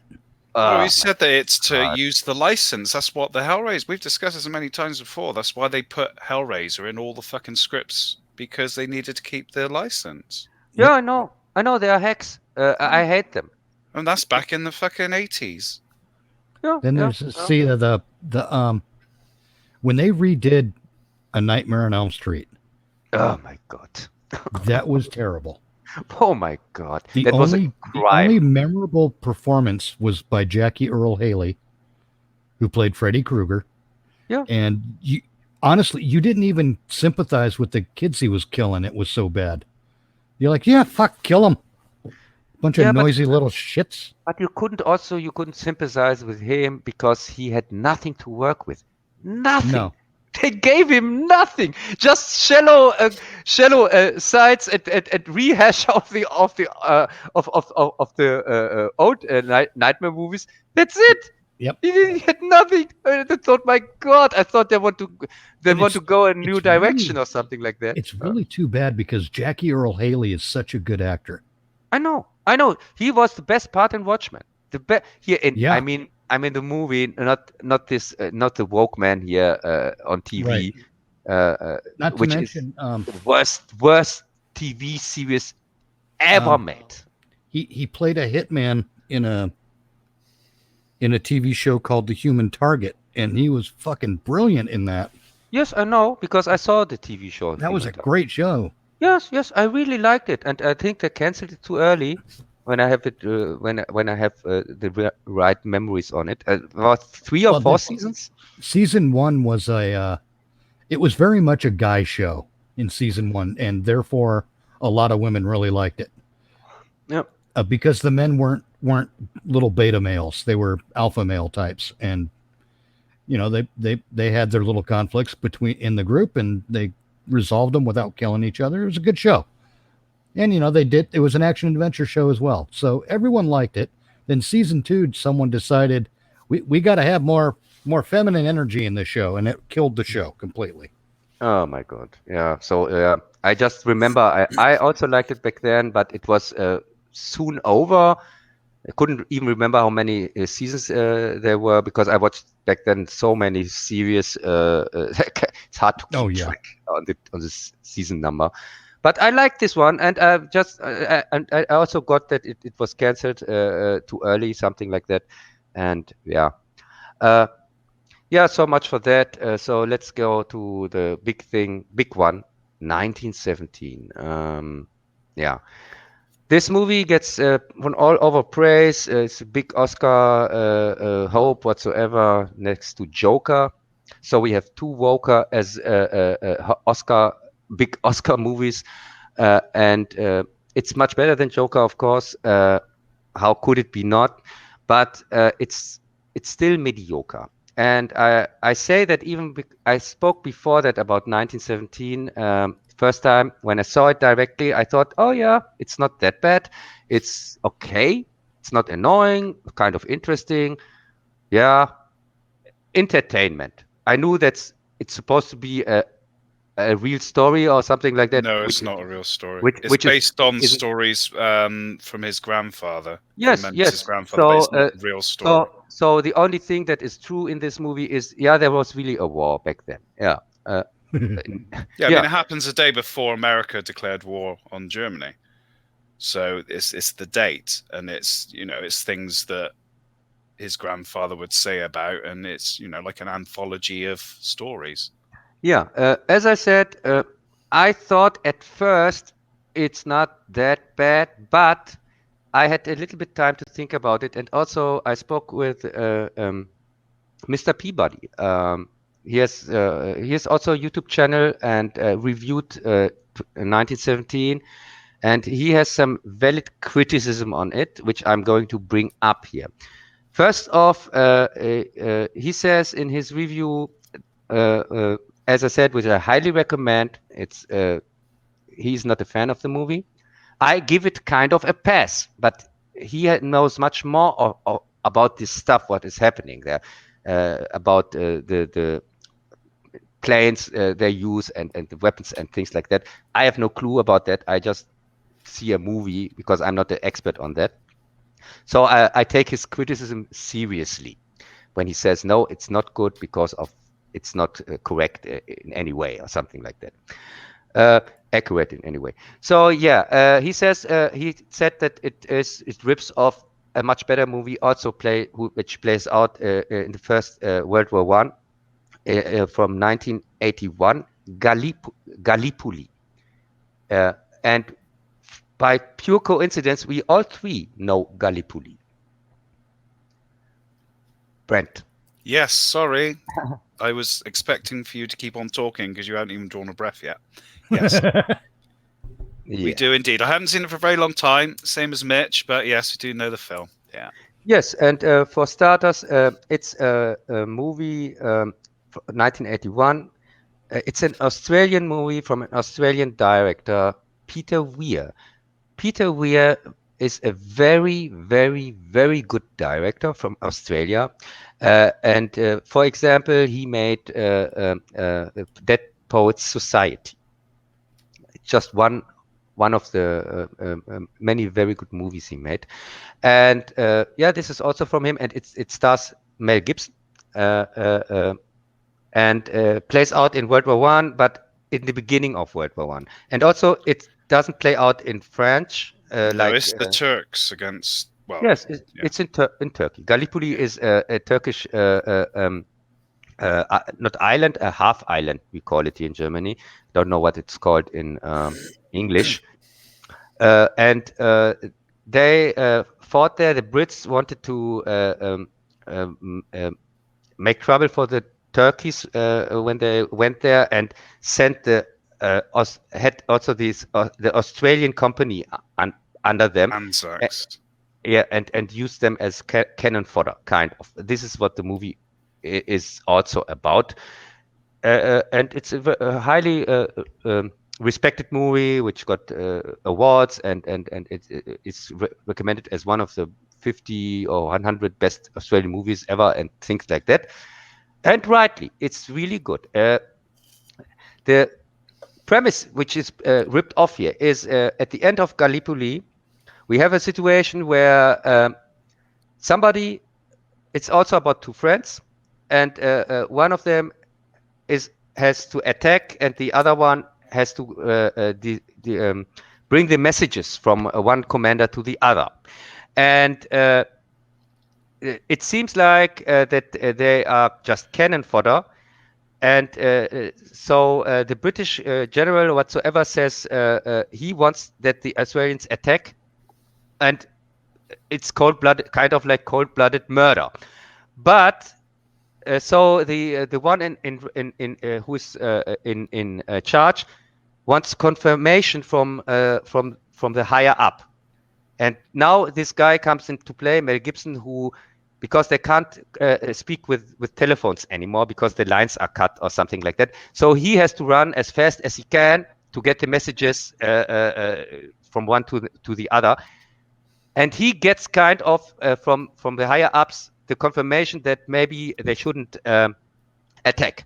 So he has now the chance to save the life of his friend, who is in the front line, who is in few minutes is going to attack and get shot, like everybody who crawls out of this here thing where they are in. So that's the thing in World War One, though. The whole villages, whole schools, families joined, friends. You know, literally, you'd have villages emptied of all the men because they died on the front lines.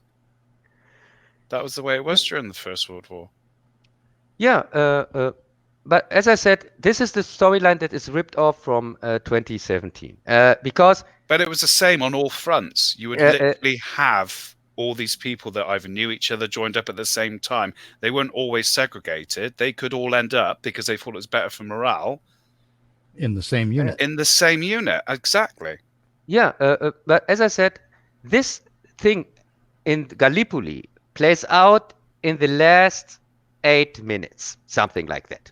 The last 8 minutes are kind of the storyline with he tries to get the message that could save his friend in time to the commander, telling him, yeah, no, you don't have to attack. The higher ups say that you don't have to, but he fails, and yeah, it's very sad, but it's a very good movie. You have a build up to this moment in Gallipoli. The whole movie is kind of build up, establishing. You don't even at first there are these two main actors, whatever. You get in the middle of the movie that Mel Gibson is the main actor. You think at first his friend is the main actor, but still it was necessary to show the importance of its situation. This movie is really well done. It's an interesting story, and I normally don't like these war movies whatsoever. They're all propaganda schlock for me, but this one is really good. So in 2017, we have the situation where two guys are sent from the command to the behind the front lines to deliver the message. Please don't attack because it's a trap. And if you attack, 1,600 men will die. So that's the story from 2017. But 2017 plays 2017. The other one plays 1917. Plays 1917. The other one plays 1915. Yeah, Euler Greg's made a good point, which is the point I just made, that it was the same story enacted out all over the fronts. Whether it was in Egypt, whether it was in France, wherever, it was the same. It was the same thing that was done. So, yeah, and so as I said, normally I would recommend not recommend 1970, but say, if you want to see it, you won't really regret it because it's kind of entertaining.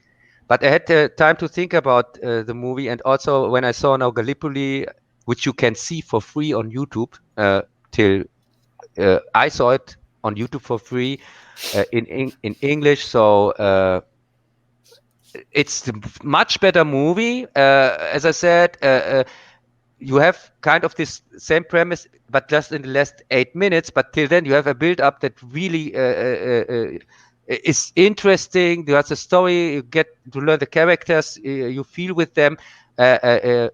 And at the end, really, it grabs you. So, but in 2017, I couldn't get anything from this movie. Even though they show things like scorched earth, booby traps in the trenches, things like that, that didn't add anything new to you. Yeah, but the thing is, 2017, I didn't really care for anything what is happening there. I don't say it's a bad movie. It's okay. The story is kind of entertaining. It's really not as annoying as the shit we see nowadays. Other movies, it's much better than the Joker, of course, but that doesn't say much. But compared to really, if you want like these kind of stories, whatever, in 2017, you don't really get to learn anybody, characters whatsoever. This friendship is established from these two guys who have to deliver the message at the beginning, but they themselves are not that established. You know, the soldiers, they seem like friends. Yeah, okay, you go with it. That's it. Well, you're going to get to know them on the journey, aren't you? You're not going to have a biography before the bloody film starts. God, I hope not. No, but in Gallipoli, you got exact that. You got really you learned them before the war and how they got there and why they got separated on the east and west and whichever front. I mean, you go to school and everything, or even Aces High. Yeah, you get a certain amount of that before it goes into it. But yes, so I can just say 2017 is okay. If somebody wants urgently to see it, watch it. Don't pay for it because you can watch for free the much better better one from 1981 from Peter Weir, which is a really good director and made a really good movie. It's with Mel Gibson back then, and yeah, that's all I have to say about that. Speaking of urgency, I have to use the bathroom. Yeah, crack on. So I shall return in a few minutes. Yeah. Yeah, I mean, well, you wouldn't want to watch a movie of just slaughter, would you? You know. No, but it's really. I have to thank Mr. Peabody for the tip. As I said, I'm going to link his channel here in the description. So and I highly Put it in the recommend. chat. Yeah, in this chat, yeah. And I highly recommend to watch his reviews. Latest one here on 2017, for example. It's very interesting view on this movie because everybody seems to praise the hell out of it. But I think much of the praise comes. We have now the bar on the ground. Even I got fooled from that. That I wasn't annoyed as hell. I didn't want to vomit the whole time. So I thought, yeah, it's okay. I don't want to kill myself the whole time. So maybe that's a good movie. I don't know. So you think that no one is capable of producing a good movie anymore? That's why you feel you need to give everything a bad score. No, of course they are capable, but we don't get to see them, and they are not the movies that they are not the popular movies. The good movies nowadays are probably those we don't hear so much about it. It's like the Snowpiercer in 2013. It underperformed at But the you box don't like office. war films, so that's probably why you didn't like 1917. I could watch it and probably think, oh, this is even better than Aces High Hey, I didn't or say Quiet, that I anything like didn't that. like it. I said I didn't mind it. I say, it's but it's nothing for me. It gets a meh though. Yeah, Meh though. yeah, it's not annoying. You can watch it, but you have to, as I said, when I watched after that directly Gallipoli, I thought, oh my god, that's interesting story. And then these last 10 minutes that are exactly like 1917, but much better, much more tense, everything. Mm. So yeah, and 1917 is not a real story. Well, Greg made another good point. If we want better movies, we must support the good ones. So Yes. it doesn't have to be fantastic, but if it's better than the crap we're getting from other films, we need to support those so they get the message. Oh, Yeah. crap, they do want decent movies. Yes, And nerds said something else, burn Hollywood to the ground, which is another good idea. And as I said, I try to be fair to 1917 because it's not as bad as the crap which is also out there. It's not. It's in fact it's decent, but I wouldn't watch it again. Gallipoli, I would watch again anytime. Okay, well, But when I it's see interesting. 1917, I'll let you know if I'd watch it again, but I probably would. So Yeah. So not because I love war films and I'm one of those kind of guys, but then again, I feel differently about The Mandalorian to you. So yeah, but I also don't hate The Mandalorian. I know, It's for but me you just don't think that it's like I do. no. I don't think that you can rewatch it. I think Mandalorian is also. Really? You see it one time. That's it. It's not Great. annoying. It doesn't has many stupid things that movies have nowadays in it or series or whatsoever. So yeah, but this is the low bar. The bar is now so low that if we don't get offended or annoyed or whatever, we say, yeah, okay, this is the so mediocre is the new good nowadays. And That's not mediocre. The Mandalorian is not mediocre in any. From the first episode I watched, it made me think of original Star Wars. I felt like it was proper Star Wars. It wasn't, oh, well, this is better than the last fucking 3 films they've produced. It felt like Star Wars to me. Yes, of course it made you think like original Star Wars because you are confusing the extended universe with original Star Wars. No, because I know of the extended universe rather than you. Yeah, but for me, original Star Wars are the first 3 movies, and that's it. And it didn't remind me for But that you don't at open all. yourself up to the fact that there are other realities out there. You just think, well, I've only seen this. I'm blinkered. Nothing else exists. Hey, That's as bad as them. I also saw Ewoks and A Caravan of Courage. Good for Oh. you. The But you Battle what? for Endor.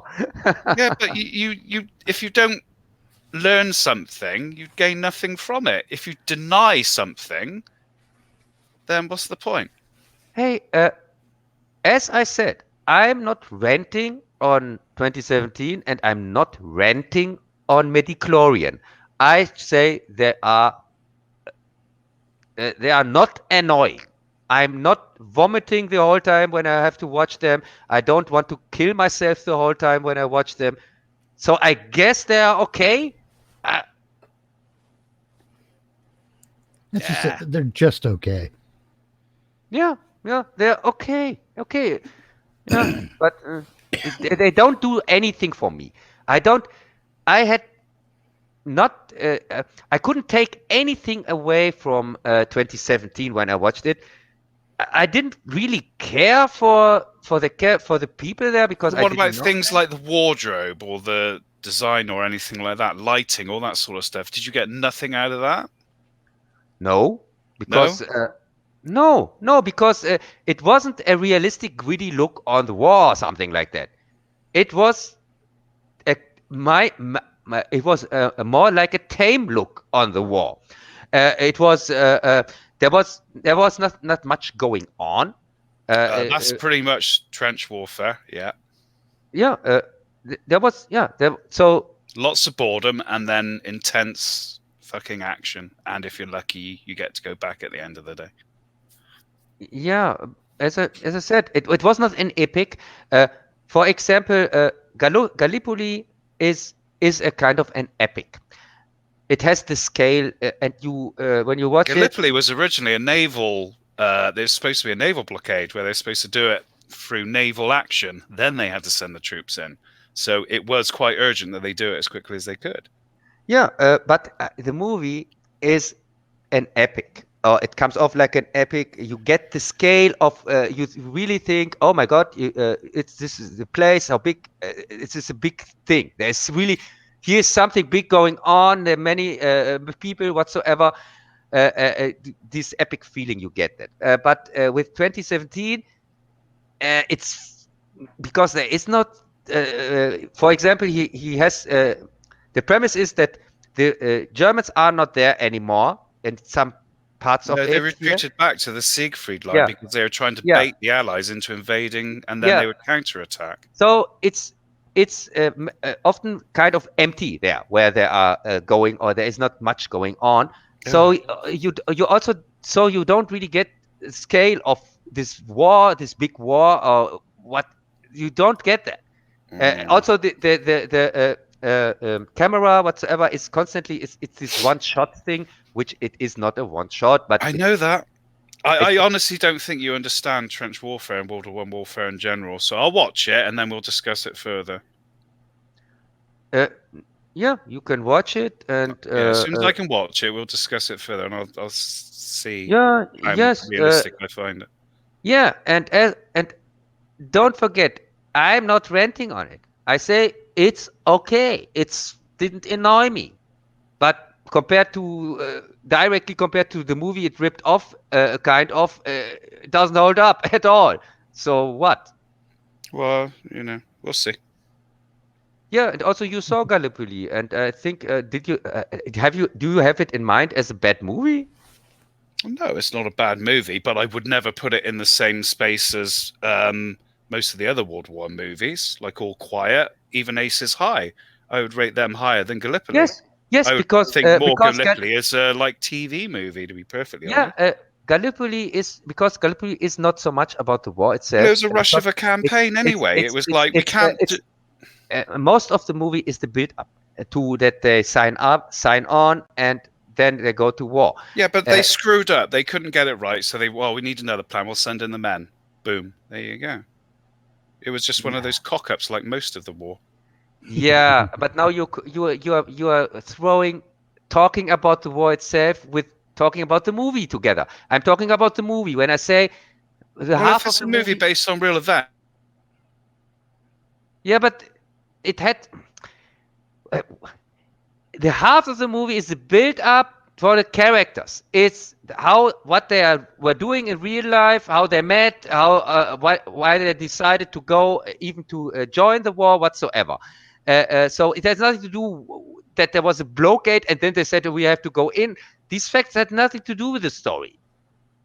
I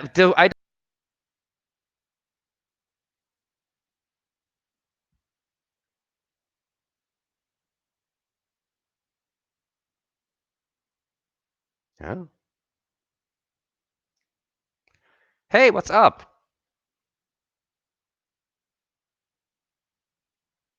Oh, seems I'm alone here. How can that be?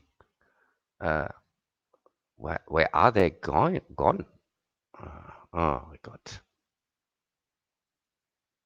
I don't know what happened. Yeah, I also don't know what happened.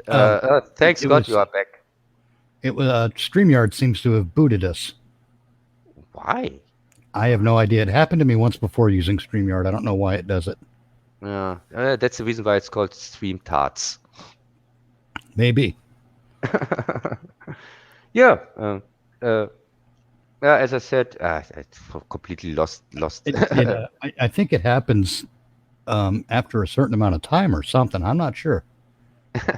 Oh, maybe it happens when I rant too long or something like that. Who knows? I have no idea. Yeah. Oh, what's up with Brent? I don't know. Maybe he figured, okay, screw it. I'm done then. Yeah. Hey, this stupid cop, he's ranting on my favorite movie I even haven't seen yet. Okay. Yeah, Brent, no. I think he gets here in soon. I hope so. Oh, hopefully, yeah. Yeah. I hope it. But yeah, I've run into that before. I can't remember what stream I was doing, but What the fuck? He has a. Yeah. He takes a few minutes time out because he also got thrown out, and he says he does something and then comes back. oh, So. right on. Oh no! Oh my God! I have to talk alone with the guest. Oh no! What can I do? Hey, what you do is your business. Yeah, Mitch. So yeah, gives. So I think I have said enough of these stupid new movies. Oh, I hate them. And you are so glad that you didn't see any of them. They are really I probably am. no one is worth your time. Really, can't blame you if you don't.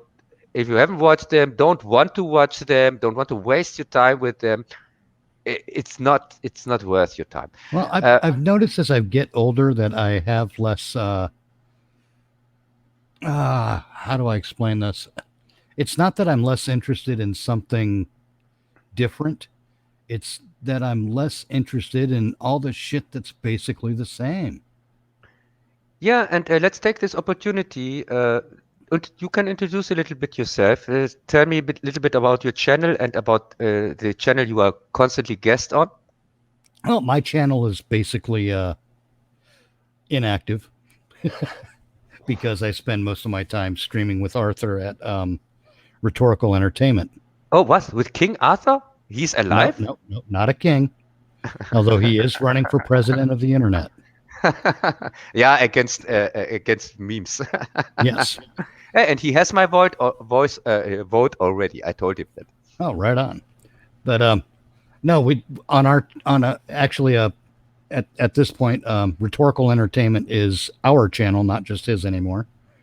We've sort of worked that out because we just play really well off each other. We cover politics, current events, that kind of stuff. We also do movie reviews. This Monday night, we're doing War Games. We're actually supposed to the original War Games, not the remake. There is a remake? Oh, please don't tell me there's a remake they of remade War Games. Frickin' War Games again. Stop it, Hollywood. Oh my God! I like the original War Games movie. It's a very good movie, and you are making a review on it on your channel. You say? Yeah, on Monday night at 10 p.m. Eastern Standard Time. Yeah, here for people in the chat, check that out. Yep, I'm trying to be there myself. That's at Rhetorical Entertainment is the name of the channel on YouTube. You can also find us on what are they? Twitter, Gab, Minds. I put both of your links for your channel and Rhetorical Entertainment. They are the first links in the description of this stream. Right on. Yeah. So Groovy. yeah. So but people want to check you out, they can do that, and I highly recommend both of your channels. I think they are really interesting. You're talking about political stuff, but it's not boring. It's interesting way to talk about. Part of the channel name is entertainment. We do try to keep it entertaining, but it's when it comes to the politics, it gets a little bit difficult because there's a lot of serious stuff going on. I mean, not just with the United States, but the world too. But although we do focus more on the United States. Yeah, but the United States are the world, so it's one and the same. Because the United States are the empire, and so it's like a Romanic empire. So, yeah, if you've talked about the world back then, when the Romanic Empire was on, you talked automatically about Rome. It was the world, kind of, and it's a similar category. Yeah, now and or the British Empire and now the American Empire, which doesn't call itself empire anymore, which is a very clever thing to do. Yeah, it's marketing basically. It's public relations nonsense. Yeah, and I thought it is hilarious when I talk to some people calling America an empire, and they tell me, "What? Well, we are not an empire, or it's not an empire. What are you thinking?" And then I explain them, yeah, but you have 1,000 air bases around the world, and the next one, the Russians or whatever, they have 10 or something like that. I couldn't tell you. Yeah, and also the empire is counted with not just with the air bases, with the bases which they have in the countries they have occupied. It's also counted with the ships, not ships here. Naval bases. Are they called naval bases where the carriers, where airplanes can land on? These ships. Yes, the carriers. They're called carriers, like USS Enterprise or something like that. Yes. Enterprise, Nimitz, Ronald Reagan. Yes, these ones. And so this is, so for all, I don't want to call them stupid, but yeah, they are stupid. For all those people who deny the fact that US is the empire, you count these carriers and the country that has the most carriers, that's the empire. So easy, because Mitch, the next one with the carriers, who has the next most carriers besides US? I don't know. How much? I'm going to say it's probably either Russia or China. Yeah, Russia has 2, I think, and China has 1, and that's it. Well, so India and Italy have carriers. I'm back, by the way. I was watching a swirly screen for the past few minutes, so I'm not sure what we're talking about. India has carriers. France has carriers. Carriers. You speak about how much do I have? 20, 30, 50? Well, no, they don't have that many, and they're not nuclear. Well, if they are nuclear, they're not as big as the American ones, but they have 1 or 2. So please don't put it like, an aircraft carrier is an aircraft carrier. It's force projection. Yeah. So you have one. You have force projection. Brand, that's the problem. When I talk with somebody, it's a difference if you have 2 carriers or if you have 8 carriers. Because a submarine can. They had a war games simulation, and I think it was a Swedish or Finnish submarine that managed to virtually get right next to an American carrier. So it would have sunk it with a couple $100,000 torpedo. Yeah. So it's not about the size of what you've got; it's about how you use it. Okay. That's what she said. So, are you denying that the US is the actual empire?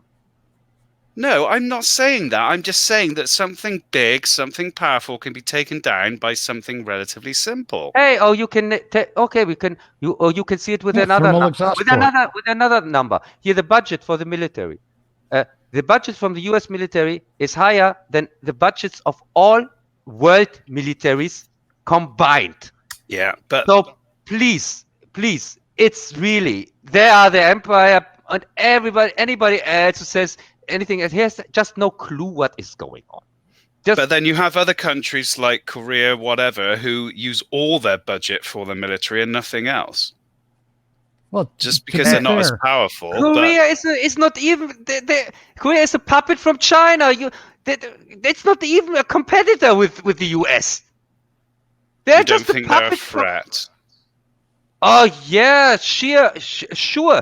Korea decides for themselves to do anything. Since when? You think we Korea- should just let all dictatorships just carry on in their own little pond, yeah? Yeah, sure. Korea is the next independent country, which that is not the puppet of China, and is just they just have a replacement war with this Korea thing because they can't get directly against China, and I know that, and I'm not into politics or something like that. So, or do I make this up? You make a lot of it up, and then you twist a lot of it as well. see, I Yeah, think there's a okay. distinction to be made between America being an empire and America being the empire. Yes, Might thank be the you. biggest one at the moment, Yes, but thank you. to say we're the empire implies a hell of a lot more than saying we're an empire. We are an empire. Every government, Hey, every no, Mitch, nation is an empire of some kind or another. Mitch, I mean the empire, because as I said, 1,000 bases against 20 or something like that from the next one from Russia. That's not even, there is not even a comparison. Or the carriers, 8 carriers compared to 1 I or agree. 2 from the next No, one. I agree, but Yeah, that doesn't so- make us the empire. But you're Yeah. discounting another nation. I mean, you don't Okay, think which- you don't okay, think which, Russia could ever be a threat if they No, wanted okay, to? okay. Which is the other empire? Is there another empire here out there I haven't seen now? Is Russia an empire? Well, I know how you feel about Yes. America, so Really? know. Russia is an empire. really Every nation is an empire. The question really comes into play when it's a question of their reach and their influence. Yeah, Right okay, now, but America has the greatest reach and the greatest influence. That's yeah, all but it is. yeah, but a small empire, isn't that like a little bit pregnant or something like that? That doesn't make any sense. The empire is the It's- empire. There are no other. If there are other empires, they have to be at least a kind of the same level. Because No, they when don't. you had here more than one empire on this planet, the empires back then could really compete with each other. There was not that the one empire had They were always at war. had a million soldiers and the other ones had just 10 or something like that. That was not like this, but it is like this now. No, Because they were always at war, and they were always making pacts with other countries to match the size of the empire that they were trying to take over. yeah, but Yep. if you have 1,000 military bases compared to 50 and 8 carriers compared to 2, or 1 or 2, this is not even. You this make is these not, carriers sound like they're magic or something. They're not as you are magical as you Brit. think You they are a Brit. You should know if you control the sea, you control the earth. I have to tell you that. And I've Oh, just explained to you that you can take out a carrier with a very simple vessel. Oh, so they are in fact no threat at all. Okay, In fact, if you look up the word empire, it is dependent upon an emperor or an empress as a ruler. yeah, So Um, what?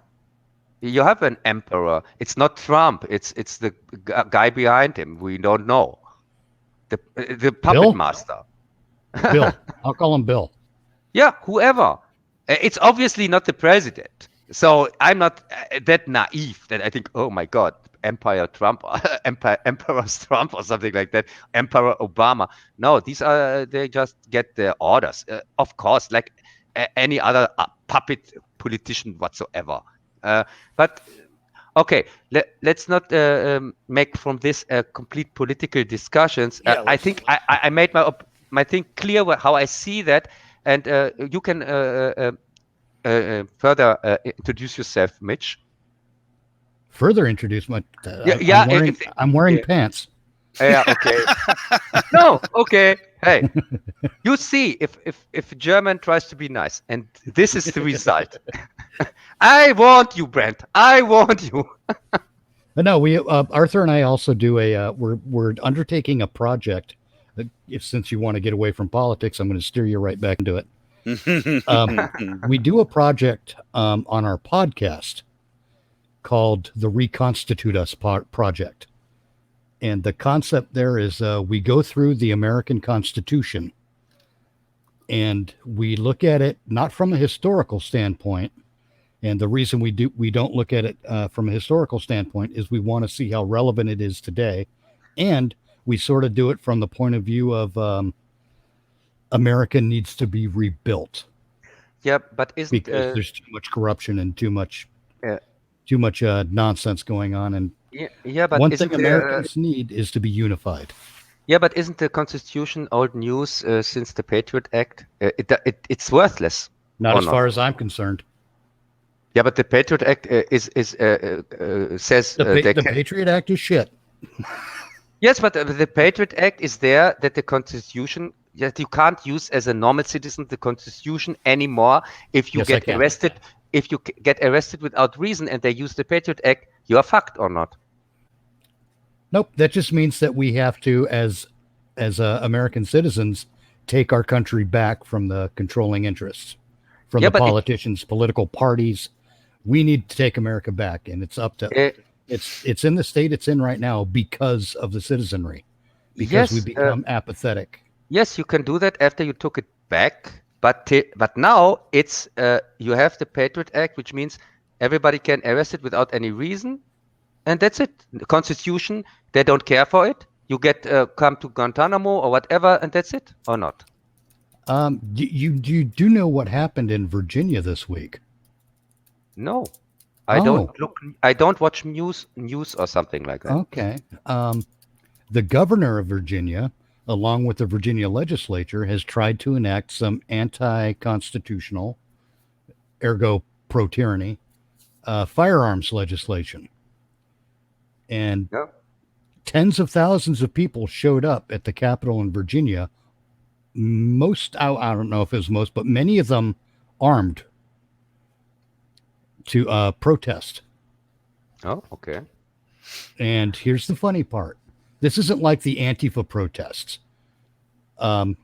They were going around collecting trash to keep the place clean. There was one arrest. They found one person who tried to stir up violence, and all the pro-gun people basically told that guy to piss off. Yeah, he was like a social justice warrior, wasn't he? Yeah. He was trying to instigate.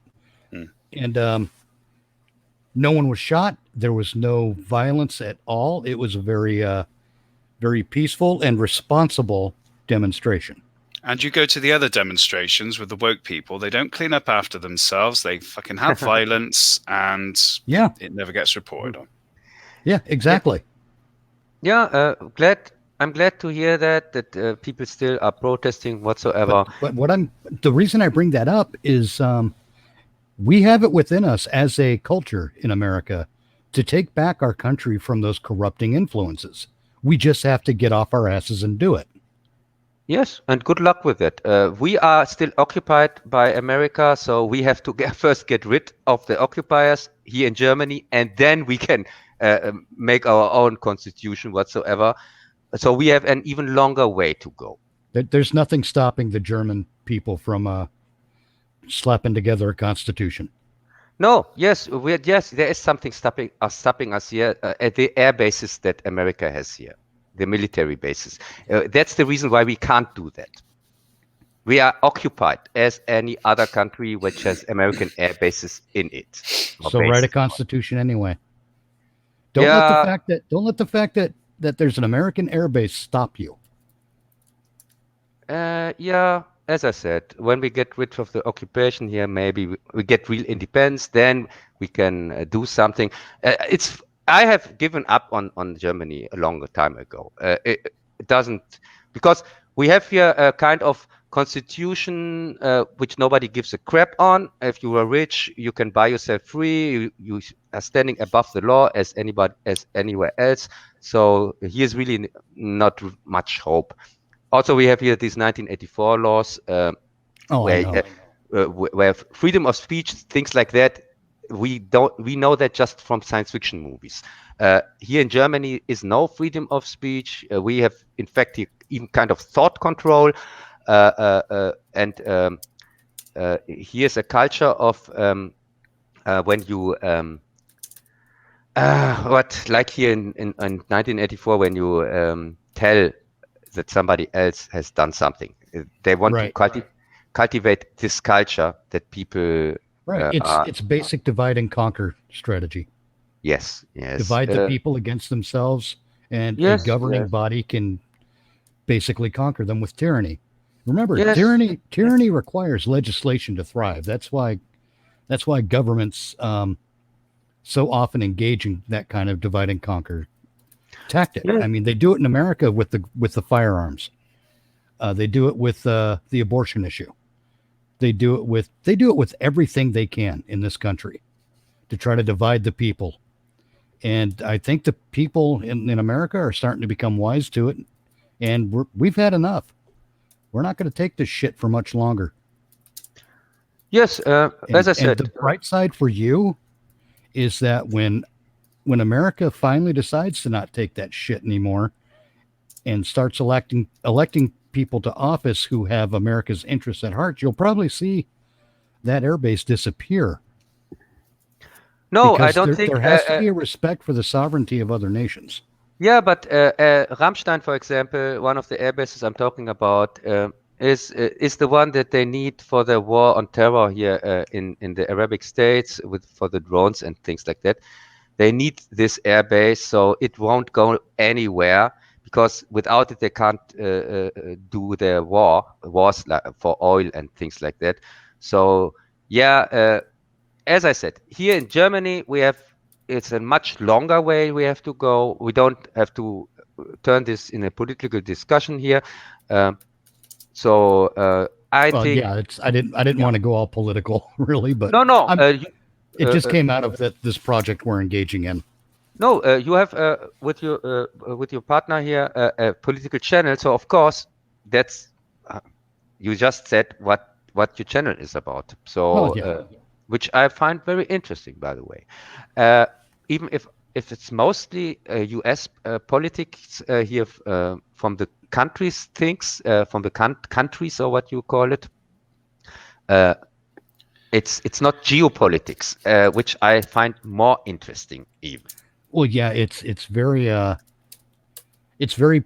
not precise. What's the word I'm looking at? It's localized to the United States is our focus, because honestly, if our country's not doing well, we can't help anyone else, and I don't think we should try to help anyone else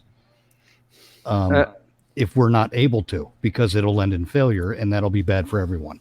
I think I'm pretty sure you have heard of the book from Brzezinski, The Big Chessboard, or not? No, I haven't. Oh, yeah. Brzezinski, he was here the guy who was speaking with the president, I think with Nixon or Carter or something like that. And so he's not a conspiracy theorist or something like that. No, in fact, he's quite the opposite. In The Big Chessboard, he speaks about geopolitics and the big plan, America's plan for the world, which is not a secret. And it's the kind of the Bible for everybody who tries, who has anything to do with politics at all. For or even for CEOs and things like that, for them it's like here the art of war, whatever is also not just read by people who want to start a war, of course. Well, that's a funny thing. If anyone tried to invade America, I mean, like troops on the ground kind of invade, I would have to remind them that our military is not just there to protect the United States. Hey, the big chessboard isn't it not about somebody who's trying to invade America? It's more about first off, how to stay on top.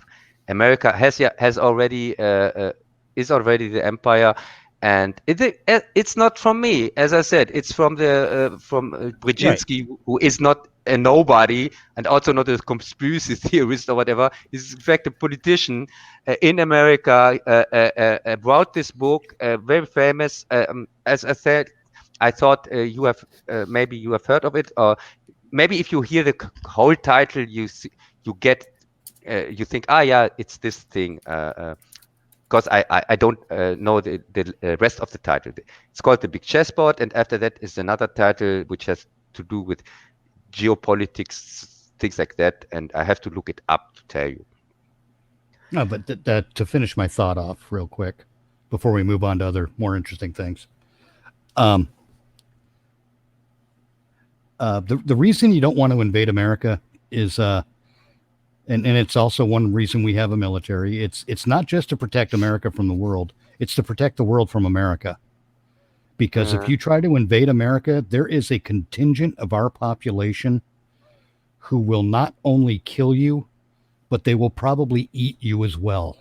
Yeah, but how does it protect America to invade Iraq and let 500,000 children die? I don't know. I don't do geopolitics. Yes, it's really. Sorry, I mean, honestly, it was not fair. This me. Comment, Jimmy, I know that you are not the enemy. In fact, you are one of the few guys. Also, your colleague Arthur. I listened to a few of your videos, and of course, you don't do geopolitics. You do politics, but you want really to change, a positive change, and it's not fair from me that I come up with something like that, which is not your fault and is not on you. No, it's perfectly fair. I think it's absolutely fair for you to come up with that. It puts me in a position where I have to think about something. That's not a bad thing. Yeah, but as I said, I didn't want to. As I know, it's here not enemy against enemy or something like that. We are friends here. And right. I just brought this book up. Here just has the complete title: American Primacy and its Geostrategic Imperatives. That's the name of the book. Yeah, I saw it in the chat. Yeah, and I just brought it up because I want to make with Jess something about that. It's in one of our upcoming streams in the future. And we thought that you would maybe even Arthur were the perfect guests for that because you know the politics stuffs, but it's geopolitics. And that's really not our focus. I mean, it's a one step at a time kind of process. With our philosophy, we have to make America be proper again, and then branch out from there. I'm the guy who wants to hold back all of the foreign aid, not all of it, but a significant portion of it. Yes, I'm all for that because we don't. I'm as a foreigner.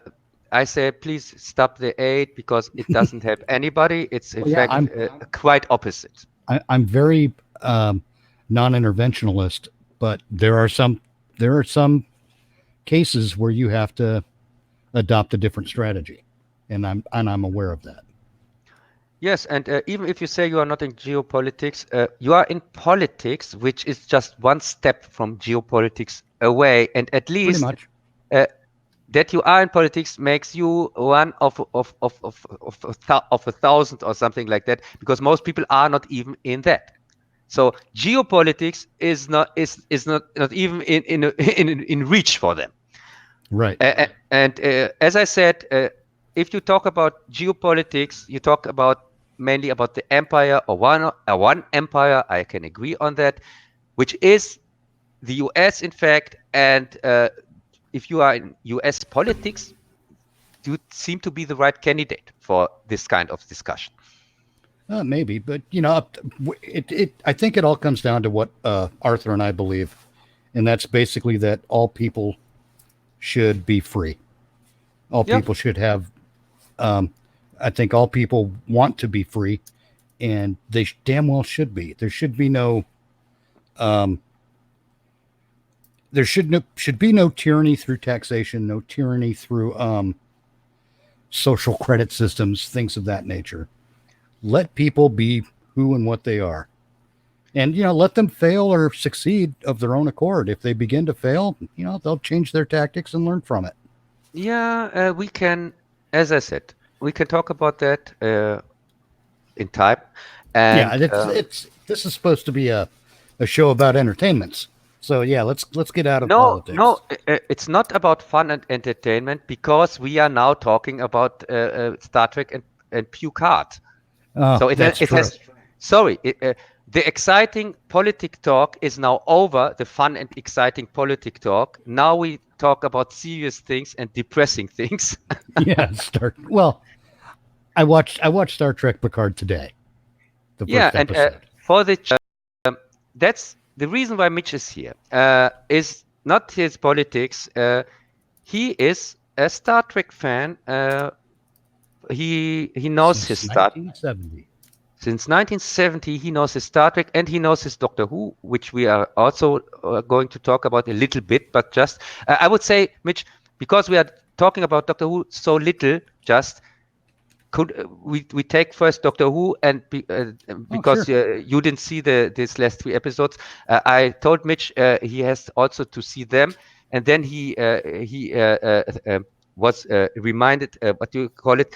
He reminded at the Geneva Convention, said no, that's cruelty, and I couldn't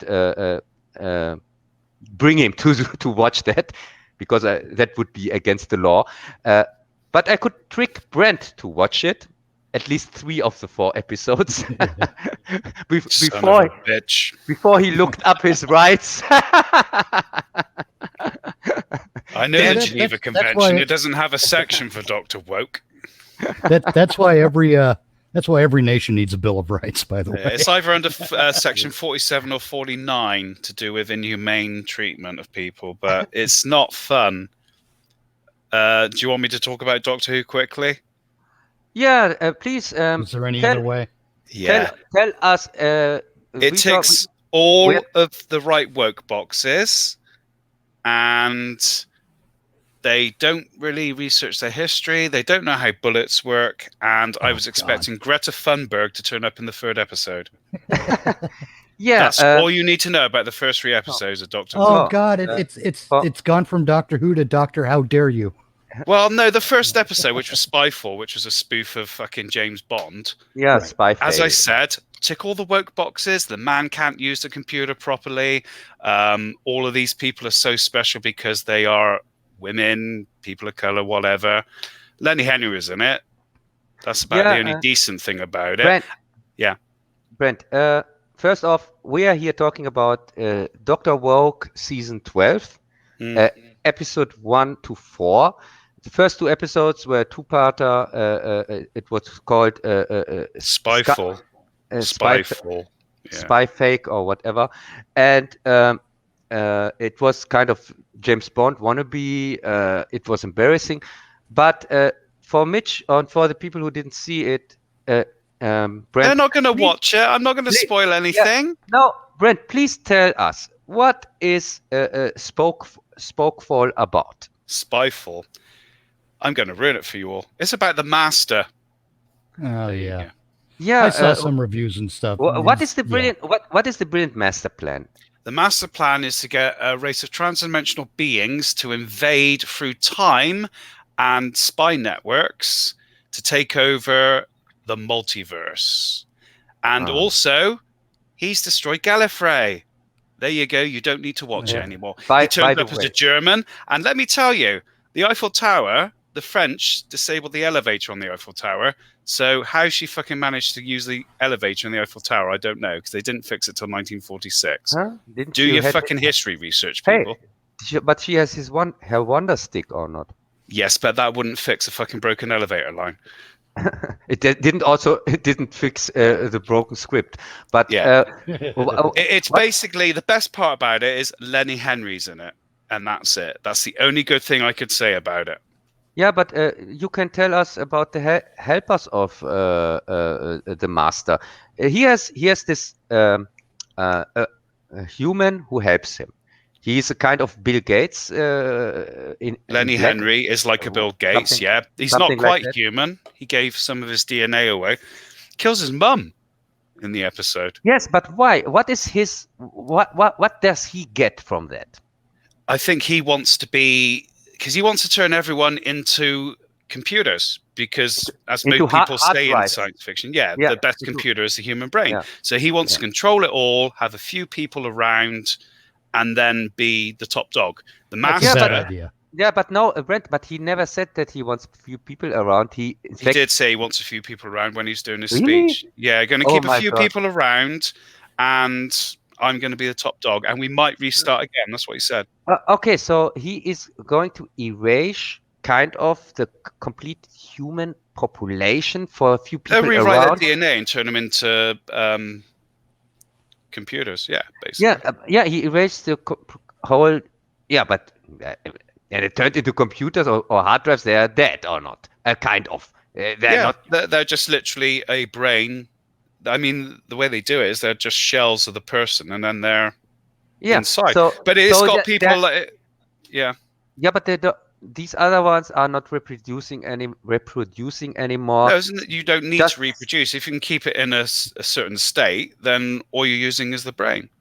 So yeah, and He's But- going to keep a few people around to Soo- reproduce, sooner- but they yeah, but how he has to keep many people around to no, repopulate not that many. Earth. No, if he wants just a big hard drive to watch porn and play Doom, he doesn't need that much, does he? Yeah. They've done it through time, so they've Yeah, but done it through. after he has seen everyone naked from his few people he keeps around, and it gets Yeah. stale and boring or not. Well, that's marriage, isn't it? I don't know. Whatever floats his boat. But they do it through time. They have the people involved, like Ada Lovelace. So we have somebody who has everything, like Bill Gates, whatsoever. He has everything. He can kind of. He can fly Yeah. his own plane. There's a bit Yeah. with a plane in it as He, well. Yeah. he has it all, Yeah. but still, he wants, even if he is already kind of a master of the universe or of the earth or whatever with his money, he's the elite himself. He still wants to turn the people, normal people who already are worshipping him because he's the big the rich guy. He wants them to turn them into hard drives. Yeah, like every little potato, they always want more. They don't want just Yeah, but everything. They want more. Yeah. That sounds like a downgrade because if you have already, if you have defeated already somebody, or if you have already won, so that's is not winning. But then he has ultimate control, and which then he has already as a rich guy, as one of the richest guys on the planet. He has already kind of ultimate control. But then, if you have the ultimate computers, you could set it to do different things, like try and Who find feeds them? immortality and things like that. So, Yeah. Who's responsible for feeding them and growing the food to feed them? well, that would be And the few maintaining people that them. he keeps left over, wouldn't it? Or he was Well, yeah, expecting the alien race to supply all that sort of stuff for Oh, them. maybe. They didn't go into that too much, but they went through Of course time. not. It's logical questions. Oh yeah, Biological no. systems. Yeah, No, absolutely. no, it's just like uh, things like the elevator in the Eiffel Tower that never No, worked. no, sorry, Mitch. You are confusing that with Doctor Who. This is not Doctor Who we are That's talking true. about. That's So there true. is I not. mean, I'm confusing it with a well-written show. Yeah. Yes, well, if yes, I can go on about the Ada Lovelace bit, it's like we all know that Babbage created the calculation engine and things like that, but it was all about Ada because she was a woman. Isn't that Everything called was the hero difference engine? worship. Isn't that actually called the difference engine, or is that a different thing? Difference engine, yeah. But it was literally all about her the way through. Took her back to World War II to meet another woman from World War II. It was just woke. Here, woke. I'm back in a minute. Just grabbing another beer. Yeah. I call it the Babbage one. I just always call it that. But it was just, tick all those boxes, bad effects, make out the men are bad, and it's surprising there's actually a black villain, because I would have thought it'd been white. And the Master is now Indian. Yep. Nothing wrong with that. He actually did play sometimes a little bit over the top, but he wasn't too bad. The Master's been over the top before, so that kind of makes sense. Yeah, he wasn't. I mean, he's psychotic now. He is absolutely off his rocker. Yeah. It's like he's taken one time trip too many. But, that was about that and Lenny Henry, I suppose, about the most entertaining part of the whole episode. It's too bad. I mean, again, Jodie Whittaker, if she had the right showrunner and the right costumer, because some of the costumes, I think the scripts as well, because they're being written by. That's down to the showrunner again, I think. Well, yeah, but they're being written by a woke group of diverse hires. They're not being written by actual proper script writers, are they? Same as exactly. Yeah, that's correct. That could have been a good episode. Could have been fun. Could have been funny. But you're talking about episode 3, 1 and 2, still. Okay. I don't. I will get on to episode 3. Well, it had some nice touches. If they'd have given the right homage to the right people, as I said, Babbage, things like that. Yes, Ada Lovelace proved she was a fantastic mathematician. She proved that the engine worked, but they made out as if she was the great brains behind it. Things like that. And well, that's just it. If they were honest about that kind of thing and wrote some good stories, man, it would be great. Well, he was like thrown to the corner. It was like, oh, you invented this. Yeah, great. Hey, what was episode 3 about again? Episode 3, it was a rip-off of Metro 20, whatever it is, a computer game, as far as I'm concerned. And it was a Greta Thunberg fundraising advert. Oh my God, it's often 55 or 52 or whatever. It's Planet 55 or something like that. It was it's set on a pleasure place, planet resort. But it's called Often So and So. Summit 55. I thought it was Planet 55, but it's set on a resort. They go to the resort because he's what's his face? Bradley has collected coffee tokens or something. So they go on holiday. Out of the TARDIS or something. Yeah, the TARDIS wasn't there, but it's literally. It's not the TARDIS; it's the retardis. Yeah, that great big phallic thing going in the middle. Yeah, but so they go down there, and then people start getting attacked in the hotel. And eventually they go outside to try and find someone. They find that it's been destroyed, the entire planet. And the species that are trying to kill them is right out of Metro games. And we actually find out they're on Earth in Russia at one point, which is exactly like the Metro games, because they're in an underground tunnel. Because no one has a new idea. So it's kind of the future of Earth. Yeah, and no, I haven't finished yet. You wait for this, and it's all about pollution, they're fighting for resources, and that's how it happened. And then there's a big speech. Hold on, I haven't finished. And then there's a big speech from the Doctor about how we can change things. And I was expecting Greta Thunberg to come out and go, "How dare you! How dare you take my child?"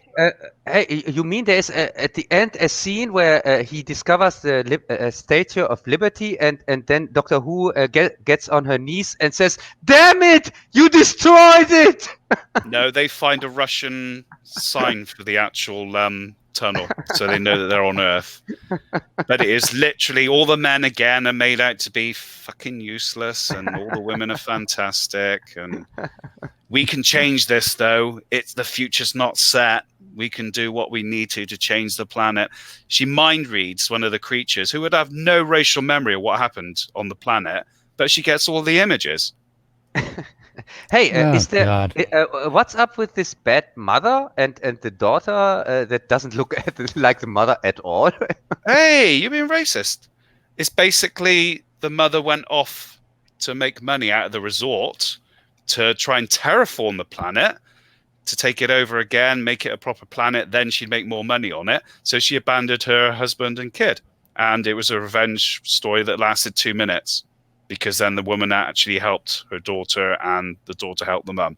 So that didn't really go anywhere. So pointless. Great. Yeah, And I had to see it for 3 episodes non-stop, and I fucking hated it.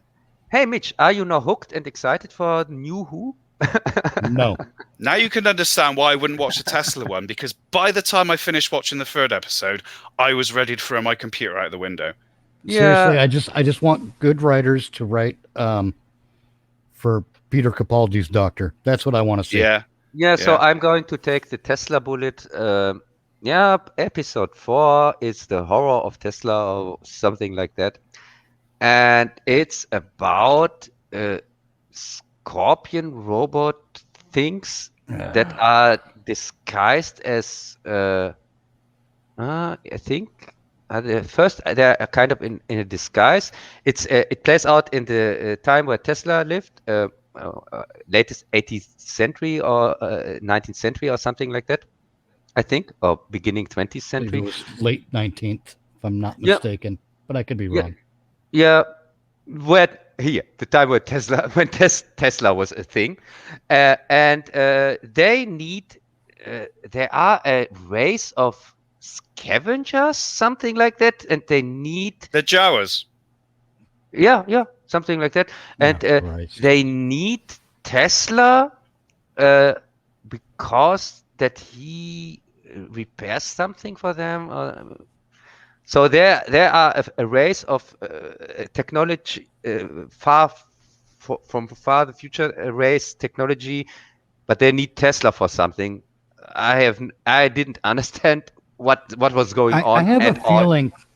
I have this feeling that when it comes to this latest season of Doctor Who, and even the one before, I have a feeling in describing these episodes, the phrase "for some reason" is going to happen a lot. Yeah, basically. The only episode that I liked out of the first season was Kablam. And that wasn't even entertaining. Yeah. It was the only episode I could sit through. And I think, was that Kaplan? Wasn't that Kapla? No, it wasn't Kapla. It's not Klingon. It's Kablam.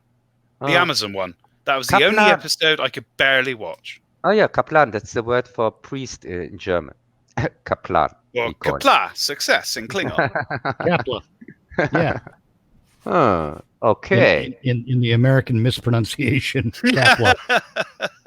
Yeah. Well, you've heard it mispronounced on a few episodes and films, though, haven't you? So. Well, no, it's always Christopher Lloyd had a lot of trouble pronouncing it, though, didn't he? I'm sure his was like Kapla. He was Kapla. Yeah, he was. He was. I mean, he was Christopher Lloyding for one thing. I know, but it sounded like Kapla. You know. Yeah, but his German. But that was also the first. That was also the first use of the actual Klingon language. What about Mark Sarek in the motion picture? Yeah, in the motion picture, that was used as the basis. Yeah, I mean, it wasn't a language. It wasn't a fully worked out language at that point. No, true. Yeah, you're right. I see what you are trying to do here, Mitch. You're trying to lower us from boring Doctor What the fuck to. Oh, he can carry on. He can carry on. If he wants to talk about Star Trek, crack on. But you will never. Then you'll never know what happened to Tesla. I will, because I got to fucking watch it in the next few days. You don't have to. I do, because we're going to do a review on it later. It's like no one has to commit suicide. Hey, don't come with this stupid Geneva conventions or whatever. They don't apply here on my street. It's a dictatorship. Oh, I'm sorry. This is one of the reasons I didn't want to watch Star Trek Picard via CBS All Access, is because even hate watching something, you're giving them what they want. Yeah, but somebody has to watch it because they are desperate. CBS called me the whole week, tried to get me to the premiere. They wanted to fly me. No, this premiere where 500 people were expected and just. I'm going to the loo while you're talking crap. Yeah, and the one in London. And just 100 turned up or something like that. Many empty seats. And yeah, as I said, they called me the whole week. said, you can come. We fly you over to London. You get booze and hookers, and even if you rent on it, but please come because we have so many empty seats. And even if you rent on it, it's okay because we want somebody just talk about it because nobody seems to care. And this is a funny thing, the funniest thing ever. I think yesterday was premiere or something like that, official premiere on TV or whatever. Yeah, I think so. I think it was yesterday. It was so fast available, and I didn't pay for it, of course, because I don't want to support this crap. And it was so fast available in German, even in German. I thought, okay. Because when I started it, I expected English, of course, because it's what's brand new or something like that. No, even the German version is already available. Nobody cares for it whatsoever. It's too bad, actually, because one of the first things I noticed was that, and if you're going to get a translated version, you may not be able to pick up on it. But Patrick Stewart seemed really tired, and it showed in his delivery of his lines. Yeah, he just seemed like, I'm Captain Admiral Picard. I'm bored. I'm doing the show. Mitch, he represents the audience, Can which I is have also tired, and wants just that it goes over. And so he's a perfect representative for us. Yeah, I mean, it just seems like he's got no energy. Even when he's like doing the shouting kind of bits, he has no energy. Yeah, he's boring now, basically. And before we go a little bit deeper into this, I don't want to call it Star Trek because it clearly is not Star Trek. Well, no, it's Star Trek. Remember when? Yeah. I don't know if you have this experience or not, but it happened with me and a bunch of kids in the States. Because we didn't have the language skills yet, so we didn't say Star Trek. We said the next closest thing that our brains could produce, and that was Star Trek. And that's what we have now. We don't have Star Trek anymore. We have Star Trek. Yeah, and here in Germany we call it a Star Dreck. Dreck is the word for garbage or filth or whatever stuff is called rubbish. Here. Refuse. Yeah. And it's not even Star. The Star even can remove it with Jar because it's clearly from Jar Jar Abrams influenced from his bad reboot company. This is basically Star Trek Gene Luck Pickard. Yeah. Well, they said that they were going to set it because the Romulans now live on the fucking Borg cube, don't they? Yes, they do. So they've continued the continuity from. Yeah. But nobody saw that because most people were in deep sleep long before the scene comes on. Because Patrick Stewart's lethargy was contagious. Yes, it was. And also, Mitch, was it as exciting as STD? Depends on how you define exciting.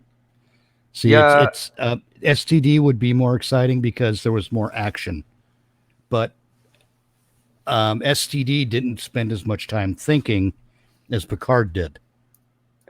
Really? They spent any time in thinking anything through? In Picard, they cloned data. Don't get me started on that. Oh God! No, what I'm saying is,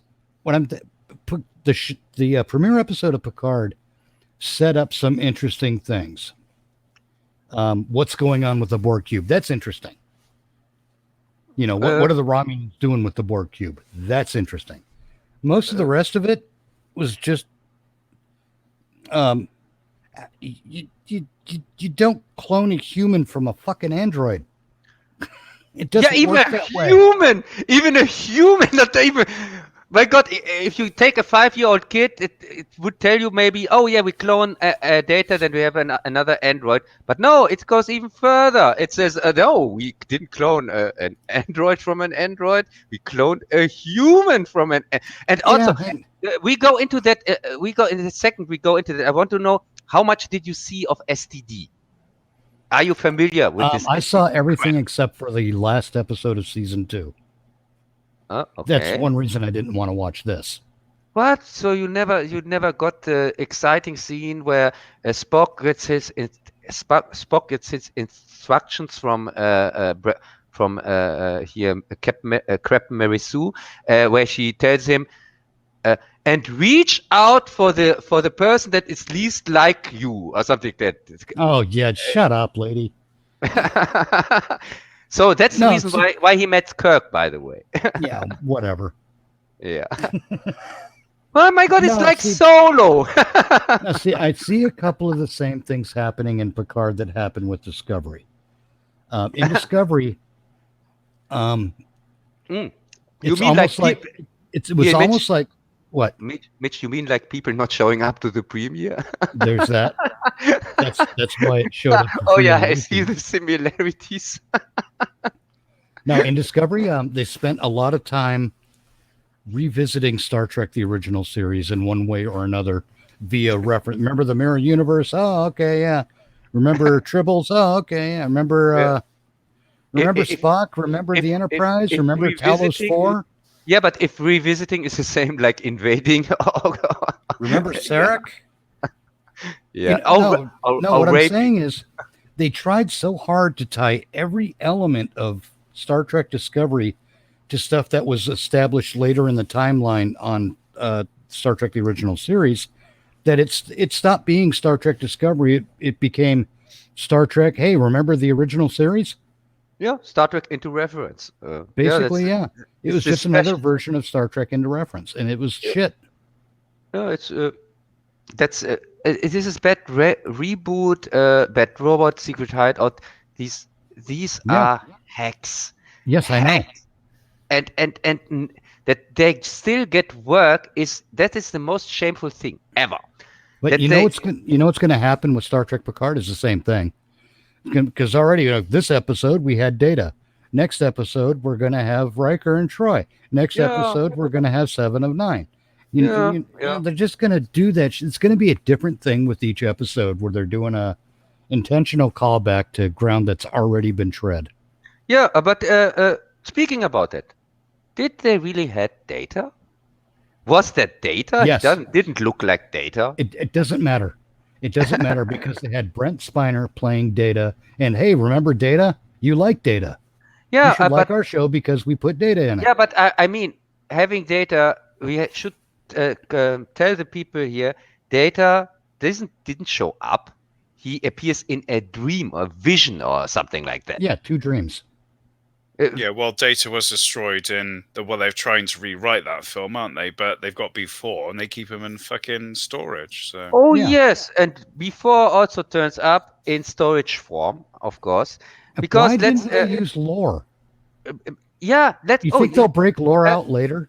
Okay, let's talk about this episode. Mitch, what is going on? What happens in Picard? Oh, okay. Captain Sleepy has a dream,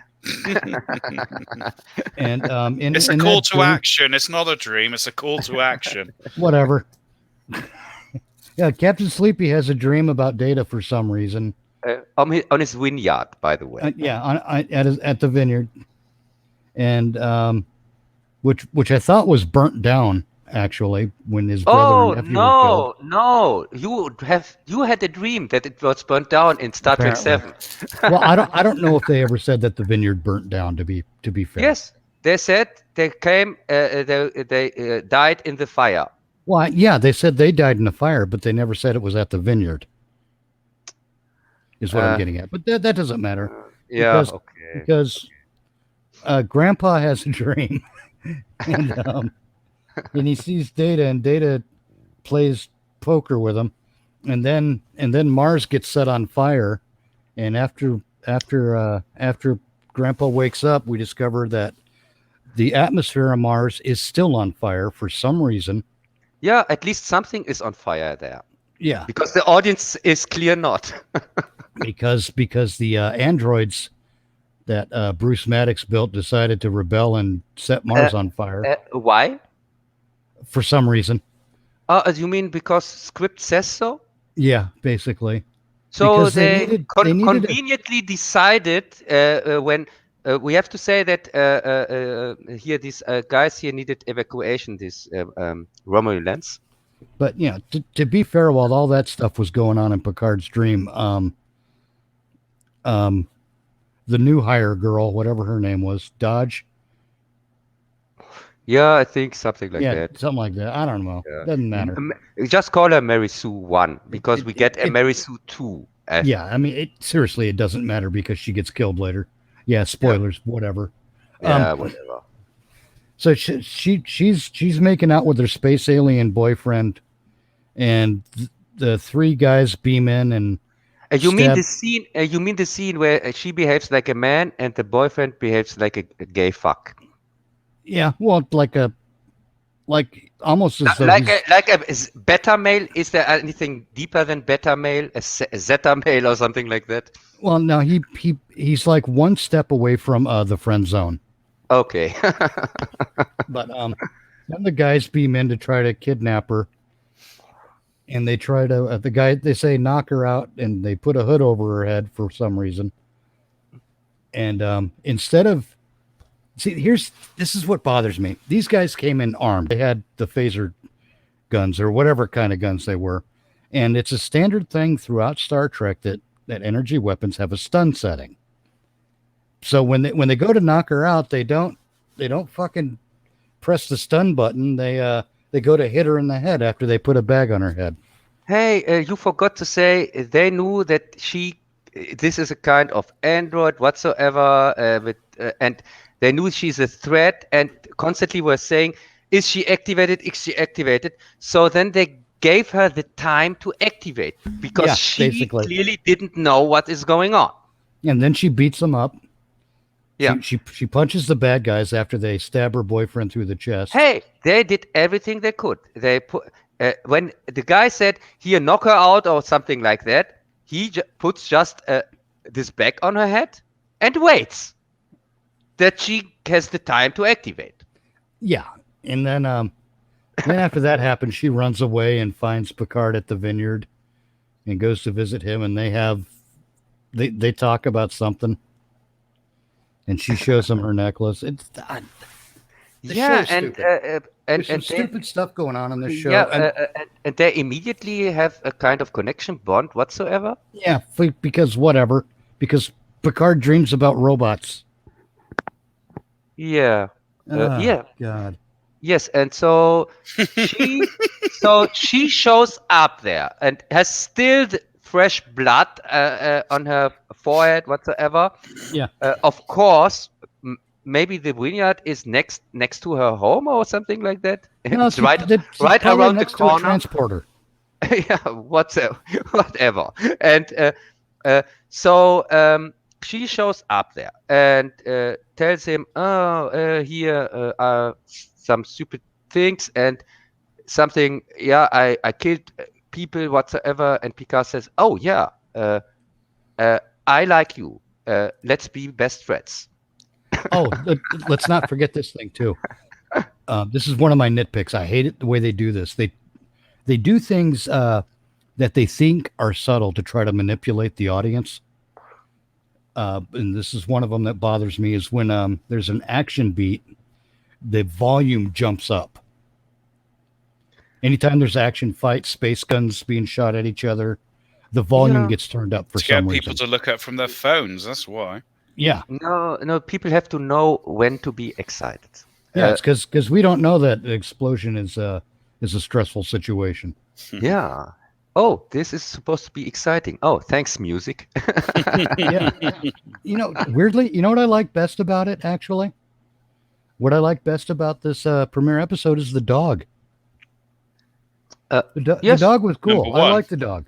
Yeah, but the dog was also dragged into this because the dog didn't yell. And that's the reason when that Picard said, "You are cool. Stay here the night." Well, no, he basically, if you were a threat, he would let me know. Oh, and the dog, by the way, is number one. Yeah, I find that. See, someone's going to take that as a shot against Riker, and I don't see it that way.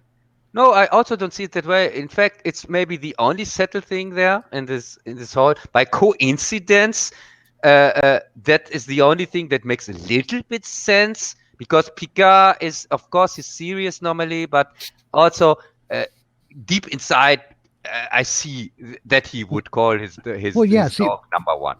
Picard, the character, did have a sense of whimsy. Yeah, and also we don't have to forget, like number one, the dog has no ambitions whatsoever. Yeah. So that fits. It fits really. Yeah, I mean, I really did like the dog. The dog was pretty cool. Yes. It lies there around, and it has had the best job there for sure. In that opening bit with the where they show space, I don't know what the deal is lately. It's another one of my nitpicks. For some reason, there's that expression again. In a bunch of science fiction, anytime there's a shot in space, it always has to be bright and colorful. For some reason. Yeah, There's like always space is. They've put planets in nebulas, populated worlds with no star, but somehow they're populated and can maintain life inside a nebula. Bullshit. They do planets with these inside like an asteroid field, and there's life on the planet. Bullshit. Life would be destroyed in that circumstance real fucking fast. Oh, so you really have discovered Discovery. No, I'm tired of it. I play Star Trek Online, and they do it there too. Every time they do a new map in space, there's all kinds of shit. They don't research this crap. It's the same as Doctor Who. They have no idea. Yeah. Well, I mean, J.J. Abrams thought that in The Force Awakens thought that one space laser is going to blow up 5 populated planets in one star system. Yeah. You're not going to get five Earth-type planets in a single star system because they can't occupy the Goldilocks zone. But they don't care about that. And also the stream, they have 5 streams. It's not just one stream that gets straight. There are 5 streams that go, so they can go in 5 different directions. Oh, and mind you, from the surface of one planet, you can watch all the other planets get blown up. Bullshit. Oh, that sounds like the Jar Jar universe, Dummyverse. Sorry. Yeah. Yeah, and but now we urgently want to know what is it with this girl who seems to be like Mary Sue or something like that, superpowered girl. What is with her? She leaves after the next morning before Picard can speak again to her. Yeah, because suddenly she has a conscience and doesn't want to drag any shit his way. But she didn't have that conscience a few hours earlier when she showed up at his place. I mean, come on, lady. Yeah, so she calls her mom, which is obviously a computer program whatsoever. And she calls her mom, and her mom tells her, go back. And she says, go back to Picard. Yeah, and she had never told her mom she went to Picard. Yes, and the music went da da da. Did you get that? and she looked directly into the camera. Oh, but I never said that. Yeah. Okay. Yeah, so, it was ham-fisted. It was badly written. Then one of my other nitpicks is they're often, I don't know where they are at this point. I think they were in San Francisco or no. Yes, they are. Were they? Okay, yeah, they're in San Francisco and they're running away from more of the bad guys. Yeah, they're running around in the streets of San Francisco with future Carl Malden. Yeah, was there shit on the streets? Might as well have been. No, that was the science fiction element. It was yeah. They're running around on that rooftop, and she decides she's going to fight the bad guys. And yeah, wait a second. How did she find Picard? First off, Picard is not home anymore. He goes to she hacked the Starfleet or something and figured out his location with the security codes and whatnot. Yeah, he goes something to to Space Command whatsoever, Starfleet Command.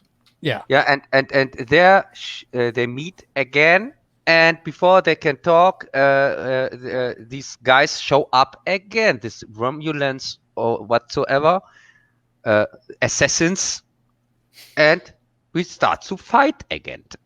Yep. And she fights them, and she fights them using the same choreography we've seen for the last 56,000 movies.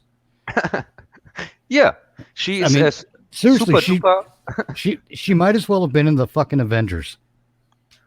Yes. And She it is just gets super boring. duper power woman. And they have no chance whatsoever. But still, but she did make a very long and very high and very far CGI leap to get to the bad guys. oh yeah, but this was 30 feet or 50 feet or something like that. Yeah, that was not. So she That punches was all the bad guys, and one of them spits blood on her, and she starts to burn because it's acid. And Mickey Spock does that before she before the first coffee. So nothing special here. Right. And then, but the spit blood also got on the laser rifle she took from the guy, and it began to overload. It exploded, and Picard gets thrown back. And he should have been obliterated, frail old man like that. So wait a second. Jess, he recognized that and talked to me about that. So the Romulans are now not Romulans anymore. They are the aliens from Alien with acid blood or what? Seriously though, were they Romulans? They never really established that. Yeah, they're supposed to be Romulan. I don't know if they were like. They could be Vulcans. Yeah, I'm not sure whether that was supposed to be like a poison, like well, you know, like when, a modification, like a tooth or something, where they bite on it and then spit out acid because his face was melting. Yeah, I haven't seen the episode, but I've seen the clips. What was it? It was oh god, I just had it. It's gonna come to me again. We had to like June where Duke Leto had the poison tooth. So they could have had teeth they bite on, and then it spit out acid. I don't know. Hey, no, I'm thinking of the Romulan. When Worf wanted to punch Duras, and Gowron and Duras were fighting for leadership of the council. How the Romulans use a bomb with a molecular decay detonator. I wonder if it might be like an extrapolation from that kind of technology. You know, kind of in that hollow tooth vein. Yeah, I mean, I could have seen it something like that, but yeah, I mean, you don't know. The acid would have to taste like root beer or something. So but we can agree on that. This whole thing screams clearly Star Trek. This is typical Star Trek stuff. This is new Trek stuff where they have to copy everything else. They copy elements of absolutely anything they can get their hands on, smash it together in a blender. Yeah, but at least then they take it and edit it with a wood chipper. Yeah, yes. So for some reason she gets everything gets acided, and she there's something explodes. I think the rifle explodes and she gets killed. Yeah, and she gets killed. And Picard now, because now they have messed with the wrong retirement guy. Because Picard now. That's the other thing is suddenly he's at home for some reason. Yes. First. Yes. Wait. I thought he goes in and then finds out what's going on with this girl. He speaks with this female scientist, and that's only after he goes to the quantum vault. Yeah. So he has. So he has first the dream he has first, and the interview I think also. Sorry guys, I'm gonna have to cut out because I got work in the morning. So right on. It was good to meet you, Mitch, and I will see you guys soon. Yeah, thanks. Thanks for being here, Brent. Yeah, no worries. Yeah, and cheers everyone in the chat. Ta-da. Yeah. So okay, Mitch, go on. Sorry, I didn't want to. It just bothers me that Picard had to go to this Starfleet vault where basically it's a storage unit where he stores a bunch of his shit.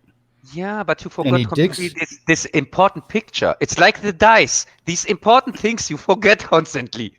Well, no, the picture wasn't important. The painting was not important. If the painting was important, he wouldn't have to ask the holographic index what the name of the painting was. Yeah, but it was his vault, and there was not so many things in this vault. It was not an overstuffed Well, vault no, or it something was like that. like a quantum vault where everything was in what they said is in stasis, but really it was like in transporter stasis. Yeah, but It's stupid. It's just a it was stupid, the only overcomplicated thing. painting. It was the only painting he had there. He had the same painting at home, but Yeah. clearly he needs somebody to tell him about the only picture he has there about what to tell him about something about it.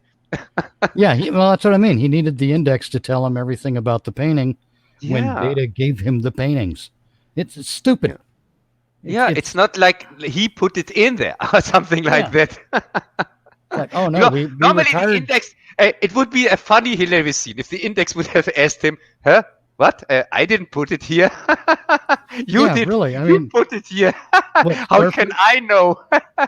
Starfleet said, okay, you want to retire? Fine. Give us all your paintings.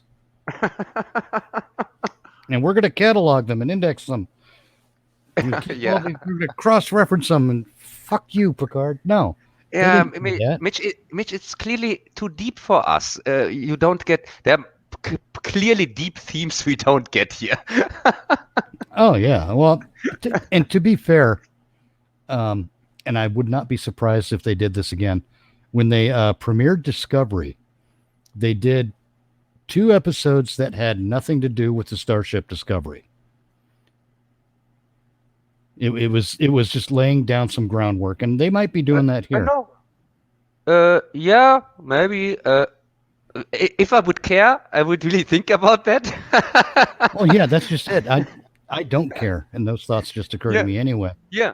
So it's with this painting, the index thing tells him, yeah, it's from Data, and it's called. And then we have again this music, Dun dun dun. daughter, dun dun dun. And they look both into the camera and say, and both are making this face here, this thinking face. Interesting. And I think somebody comes in and says something like "interesting," what's or something like that. Yeah, it's not. It's not interesting at all. What is, again, they do set up a couple of little neat things that make you, that might spark your curiosity, like Bruce Maddox disappeared. That's interesting. Yeah, but also, Bruce Maddox but also they set up something else with Bruce Maddox. He is supposedly responsible. First off, Picard goes after that. He goes to this scientist woman and says, "Is it possible to make a human android, a flesh android, or something like that?" Right, a flesh and blood android. Yeah, and the scientist woman says him straight up, laughs at him, and says, implies it's kind of impossible and whatsoever. But then they talk 2 minutes, and then she even tells him who probably has made this flesh android. And they discover there are even two in 2 minutes. The scene is 2 minutes long, kind of. And in this conversation, it goes from no, absolute impossible, that's ridiculous, something like that, to and then he asks again the same question, and then this and this guy, and then he gives him the name, and and she even says, oh, they are made in pairs. Yeah. And 2 minutes before, it was impossible. Yeah. 2 minutes before, she didn't know what he was talking about. Yeah, and how that ties in, because the necklace, because they make twin robots. Fuck you. Yeah, the rememberable necklace that is really so just 2 rings. Yeah, it was the infinity symbol. It means nothing. Yeah. Big fucking deal. Oh, God. Yeah. Oh again, my God. They did do a better job with this premiere than they did with the Discovery premiere. please. If you bring They up did. Discovery, They yeah, did yeah, do a better Mitch, job. yes, It's not yes. great. It's not No, even good. Hey, I know I don't argue you on that, but it's really I could bring up and it's more interesting that than watching wet paint drying or something like that at the wall. Yeah. It doesn't means nothing.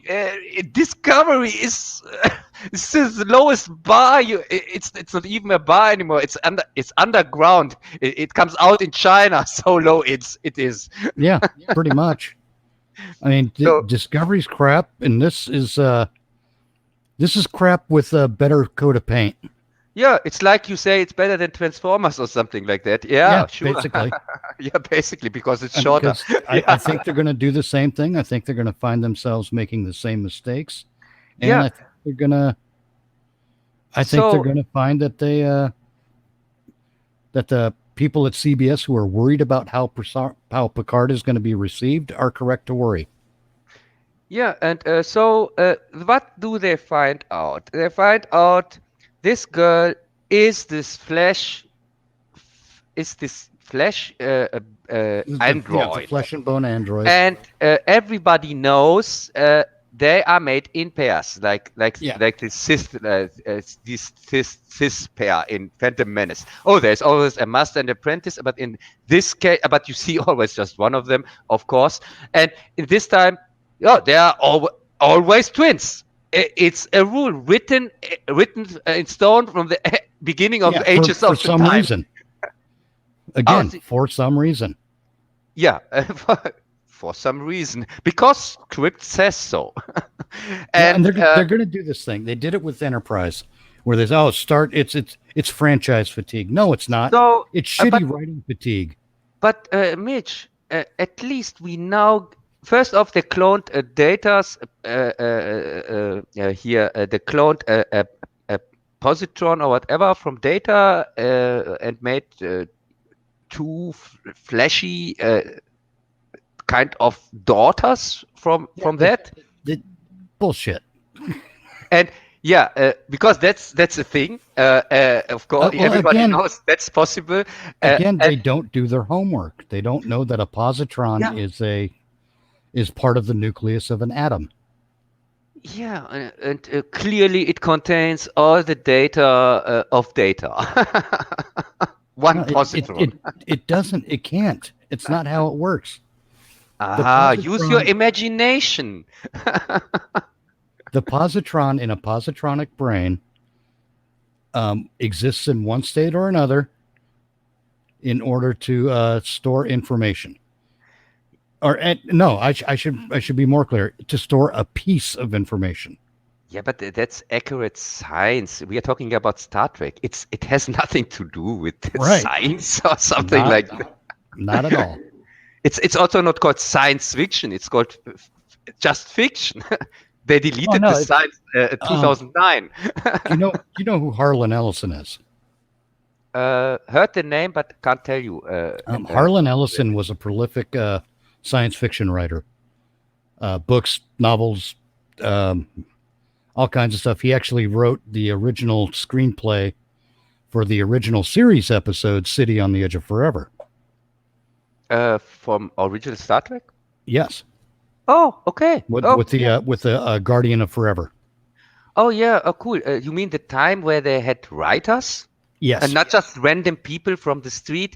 well, who- not just they had science something fiction like writers. you have a dick. No, we don't need you. Oh, you have a vagina. Come in. Do you want to write science fiction? No, never did that. Yeah, sounds interesting. Yeah. Yeah, the good old days. But he made a distinction between science fiction and sci-fi. Science fiction is a good, thought-provoking story that uses science as a backdrop to examine the human condition. Hmm. Sci-fi is what we get on TV. Yeah. I mean, even Star Trek was sci-fi by comparison. But Yeah, by at least the original Star Trek and up until I would say the original series, The Next Generation, and Deep Space Nine actually succeeded in doing a lot of the exploration of the human condition. It's when you got into Voyager and Enterprise where that started to fall off. Yeah, they became a little bit lazy, especially with Enterprise. Voyager, I don't mind so much, but even with Enterprise, Well, with Enterprise, they started coming back to it. And then the yes, show got canceled. yes, but there were so many choices they made in Enterprise which I didn't like, especially with the main actor and things like that, and also when it started to get interesting, it was over in the Right. middle. Really got warm to it, and I could have seen if they continued it, gave it 7 seasons like the other ones, it could have been a great thing, even better than Voyager, but because we'll never know. We'll never know because of that. Who knows what Right. what should have been. But And, at well, and least after that, we got, well, you know what we got after that. yeah, but at least with this explanation who this girl is. Now we have an explanation why she has these superpowers or not. Yeah, and it Because if she has a bionic brain or whatever, clearly that's where the strength comes from No. Data. No, because she's a flesh and blood android. That means that she Really? has all the frailties of a regular human. Again, Really? they don't know how to write. Wait a second. No, that can't be because Mickey Spock here in Starcraft Disgracery, Mickey Spock, she is a human which was raised on Vulcan, and that's the reason why she has all is strong and fast and intelligent and better than any Vulcan. And has all the space powers. Yeah, yeah. So that clearly is. So you want to tell me it's not that? It's not that easy? Huh, interesting. I never thought of that. Yeah, it's just that they just wrote. They took a bunch of shit and smeared it on a page and called it a script. Yeah, yeah. So you mean in this one point they didn't thought it through. In this one small little detail. Yet again. But yeah, basically it's 0.002 better than Star Trek Discovery as far as the first episode, but I'm just not interested. Yeah, and it looks like it's just going to be another steaming pile of poo poo. Yeah, and to finish that, of course, now it's they show at the end the twin sister whatsoever, Oh, and yeah. and we get that because she has, of course, also this necklace thing. I think here, this rememberable necklace, what these 2 rings from, and she works on a Borg. Oh yeah, the Romulan Borg cube thing. Yeah, the Romulan Borg cube. There was something else. What was it? And yeah, let's talk about Data's daughter, Lal, her real daughter, his real daughter. So, but at least they didn't overlook this detail in this episode and mentioned her or not. I like the dog. Yeah, no, they didn't. Yeah, that's all I've got for this thing. Is I like the dog. I hope the dog gets his own show. Yeah, so they don't even mention his real daughter. No, and want to sell us these twins that they pulled out of their ass. This Mary Sue's, where one Mary Sue is not there anymore, so we get the other Mary Sue, and and that's the plot. And from here on, what are they now achieving? Yeah, Picard, I think, is going to try to find her whatsoever. Maybe she has also convenient visions and dreams of him, and he of her, so they can find each other more easily. Or they just take a look into the script as they did the whole time with this episode. Yeah, but actually there are 3 things I like. The dog, of course. And I like that they got me curious about Maddox and what's going on with the Borg cube. The rest, I don't care. I don't even care enough about those two things to keep watching. Yeah, I was, of course, obviously paid off here from CBS that I get people to watch it. I even tried that Brent watches it. I mean, yeah, but it's probably better than Doctor Who, but that's not saying much. yeah. Oh my God. How much episodes will this thing have? 8 or 10 or something? I don't know. I think it was 8, and I don't care. I just don't have the energy to care about it anymore. You know, they've gone through and they've I'm not one of those ruin my childhood types, because I don't buy that shit.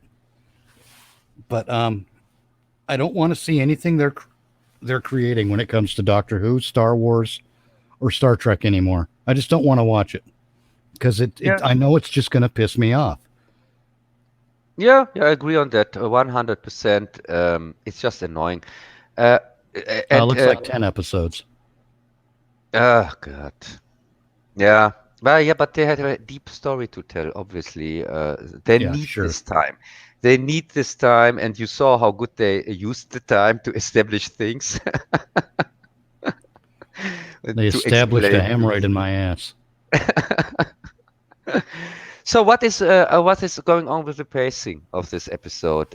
I think it starts kind of slow pace. It's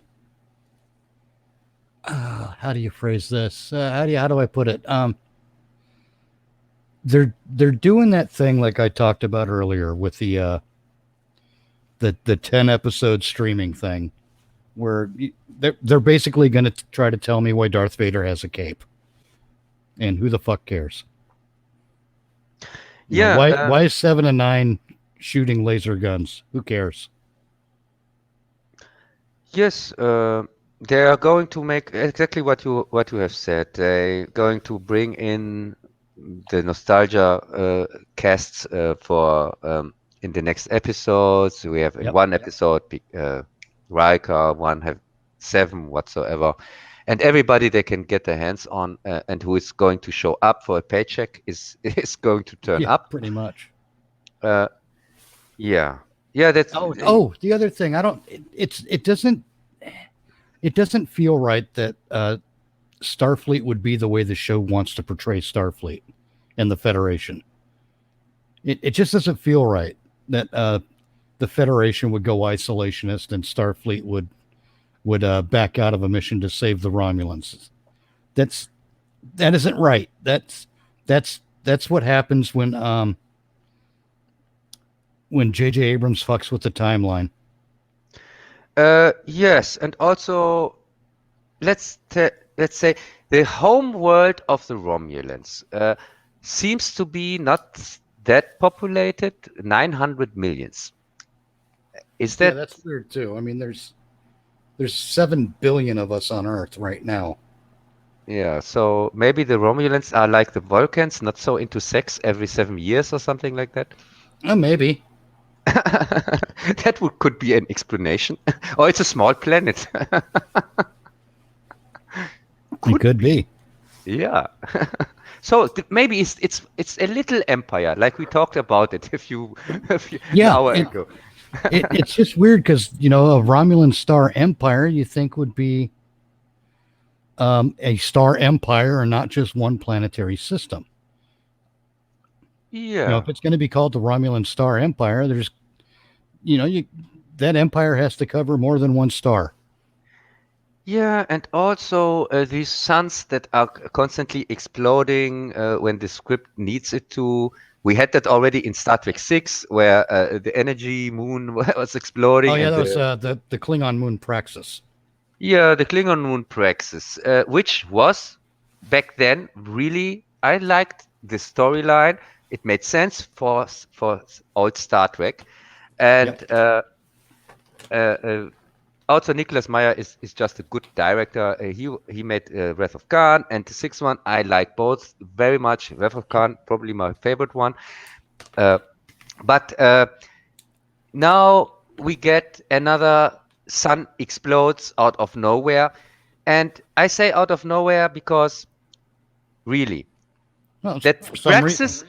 Brexit exploded. That Brexit exploded had a reason because they messed up with the energy. They Well, no, overused. they overmined it and didn't take proper safety precautions. Yeah. And it So wound up polluting the Klingon homeworld's atmosphere. yeah, you know that. I know that. Why do we know that? Because kind of we are Star Trek fans. Because And Star Trek 6 had decent writers. yeah. So yeah, but we know this stuff because we've seen the movie, and but I tell you, who hasn't seen this movie? Obviously, The the current writers of Star Trek. the guy who didn't care for that, who just heard, there's something, a moon here, a moon explodes. Oh yeah, let the sun explode, without any reason. They don't bother because when the moon explodes, they made the effort to tell people, no, it doesn't explode because script says so. It made sense. Right. But this thing explodes just because script says so. Yep. No other reason. See, I thought about starting a new business model kind of thing, a new kind of business where it's basically franchise. What's the word? Consultants, franchise consultants. Basically, if you want to make a Star Trek movie, you can hire me as a consultant. I'll look over your script and say, this doesn't work, this doesn't work, this doesn't work. This is going to piss everyone off. Fire that guy. You know, and you know they can pay me to tell them what and why. Yeah. You know, I wouldn't have to pay me $1 million to do it either. I know this is these are small nitpicks. When I say, yeah, why did the sun explode? And when the sun explodes, it doesn't really that it explode. But I don't know. Is it really so that sun from one second to another, or 1 minute to another, sun just explodes? There are no signs or whatever. But they knew that. Or how do you think this would normally go down? Not the way it did. Yeah. For one thing, it wasn't the Romulan star that exploded. It was the Hobus star, which is I guess you could say it's a neighboring star system. And that would actually take centuries to reach Romulus and destroy it, unless there was something goofy going on where somehow that explosive force could travel at faster than light speeds. And if that's the case, then through what means does that happen? And even then, just the whole because if our star went supernova, we'd probably have about 8 minutes before we knew it because of the speed of light. Yeah, and Mitch, what is going on with destruction of home planets? Vulcan gets destroyed. Romulus gets destroyed. I'll tell you why. It's another element of Hollywood not knowing how to write. And you can see it in the DC Justice League movies and all that stuff. In Man of Steel, they went from zero to General Zod. Yeah. Yes. General Zod was the big, because they wanted to have their big special effects extravaganza fight scene.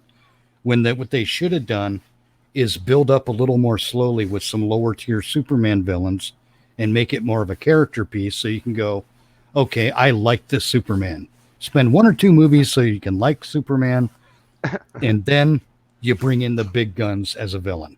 Hey, they went to the build-up school from Jar Jar Abrams, obviously, because they had the big baddie in the first movie, and in the second movie, the hero already died.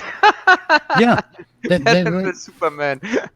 if you're making a series of movies and one of the big main heroes dies in the second one, you suck as a screenwriter. You suck as a showrunner. You suck as the force behind this movie. Yes. Zack Snyder sucks. Yes, Jack Snyder and his Doomsday hack should not have been in that movie. who wrote this piece of shit. Yeah, the guy who also wrote Blade and what's his Is that name? Akiva Goldsman or No, not this writer. This Oh, God. so-called writer. I forgot his name. I It's think a it's on the tip of my tongue. Yeah, but I think people know who I'm talking about. Yeah, it's this hack. I really don't get why he still gets Roberto work. Orsi? No, this is also a hack. But no, I mean the guy who wrote the script here for Batman vs Superman. Damn it, I gotta look it up. Supposedly a comic book guy or somebody, because he made Blade. He also wrote the Rodriguez. script. No, not Rodriguez. He also wrote the script for Blade, but he was also the guy who mentioned that She-Hulk was just there, that Hulk has something to fuck, and then somebody told him that she's his cousin, because he didn't know that. Right. Yeah, it's this hack. Really, that I forgot his name. Yeah, so what? I'm trying to look it up. Yeah, he's complete hack, and just when you see the name, you just immediately know, oh no, this is going to be another disaster. Yeah. Damn it! Why is IMDb making it so hard for me to find David S. Goyer? Oh yeah. But that's David also with S. Chris Terrio. Goya. Oh yeah, David S. Goya. Also, one of these hacks who made it to the top. I have no clue how and why. But if somebody like Kathleen Kennedy is responsible for a big franchise, even if she clearly has no clue what a movie is, in general, I think. I would even question if she has a TV at home. If she has ever seen a movie in her life before. For me, she doesn't know anything about some of the interviews where she said, "Oh yeah, but we had to start from the scratch. There was nothing. Didn't anybody tell her, hey?" With the expanded universe, we scrapped it, things like that. Yeah, what about the expanded universe you scrapped, you fraud? And also, she was working with George Lucas, who made the money with the merchandise, saying even if she, for some reason, didn't get that there was an expanded universe, but at least she could have thought there will be some stories out there, comic books whatsoever, because George Lucas made the money with merchandise, most of the money. That would make sense. You would think so, but oh God, just. And also, she knew her from the outlines from George. So what? It was a double lie when she said we started from scratch. Yeah, they scratched the outlines from Lucas. But you can't tell me that she didn't know that there were any outlines. Yeah, it's just that you. Really? So, yeah. You know, I'm perfectly fine with someone making a bad movie, but be honest about it, for Christ's sake. Yeah, and please don't take the audience for stupid. Because just because they are stupid, we aren't. We are not that stupid. We are not fools. That's the other thing. Suddenly it became fashionable to blame your audience for your absolute failure. Yes, and then you get that Brie Larson approach where, you know, I don't need a 40-year-old white dude telling me what didn't work about A Wrinkle in Time. It wasn't written for him. Bullshit, it wasn't. An entertainment property is written for anyone who might pay money to go see it. Yeah, but Mitch, if I wouldn't have seen this piece of shit Wrinkle of Time, this horrible adaptation, I would also say stupid things like that. Because clearly she hasn't seen it, because everybody who has seen it tells you it's crap. Yep. There's a consensus at this point that movie is crap. Yeah, so if she wants to make a point, but but she went to the school of preparation for something like an interview or a speech to the Disney school or Kathleen Kennedy school of Yeah. preparation for that. Clearly, Indeed. And it's just a shame. You know, it's like I said, it's perfectly fine to make a bad movie. Happens all the time. What's not okay is to blame your fans for it and um and to lie about why your movie was made badly. It's like, hey, you know, we tried something, we thought it would work. Turns out we were wrong. We're gonna try to do better next time out. yes, most of the times this works. Look with Ghostbusters. Even they make it a new Ghostbusters, which I think is also crap, but at least uh, uh, the they don't kind of ignore completely the 2016 disaster because they knew that fans hated that one. So I give them credit for that. Yeah. That they don't say, yeah, it's Well, the yeah, same they don't want to make continuation. that same mistake. Yeah, at least that. It would be it would be nice if, and also, yeah, some of them also came out like they I could say, yeah, we made it was stupid. That was not good. Was not good. It went over budget. He tried to put it completely on Paul Feig, but they are all hacks clearly. Yep. So yeah, but at least kind of I say, yeah, okay, give them another chance. If they confess that they messed up, okay, I'm cool with that. Well, you know, it used to be that you didn't have to confess that you messed up. All you had to do was not be a dick about messing up. Because that's all they do now. They're just being a bunch of dicks about it. They don't have to be. Like, it didn't do as well as we expected. Yeah, and I'm curious how the ratings are going for Picard, and also how from the critics, so-called critics, and from the audience, that's the ratings are Let's really. let's have some fun with that. I'm Yeah, going to look something up. yeah, because it's not Disney, so I don't know how much they can manipulate and put pressure on the rating sites. So I'm curious about that, how this would turn out. How many videos are we going to get?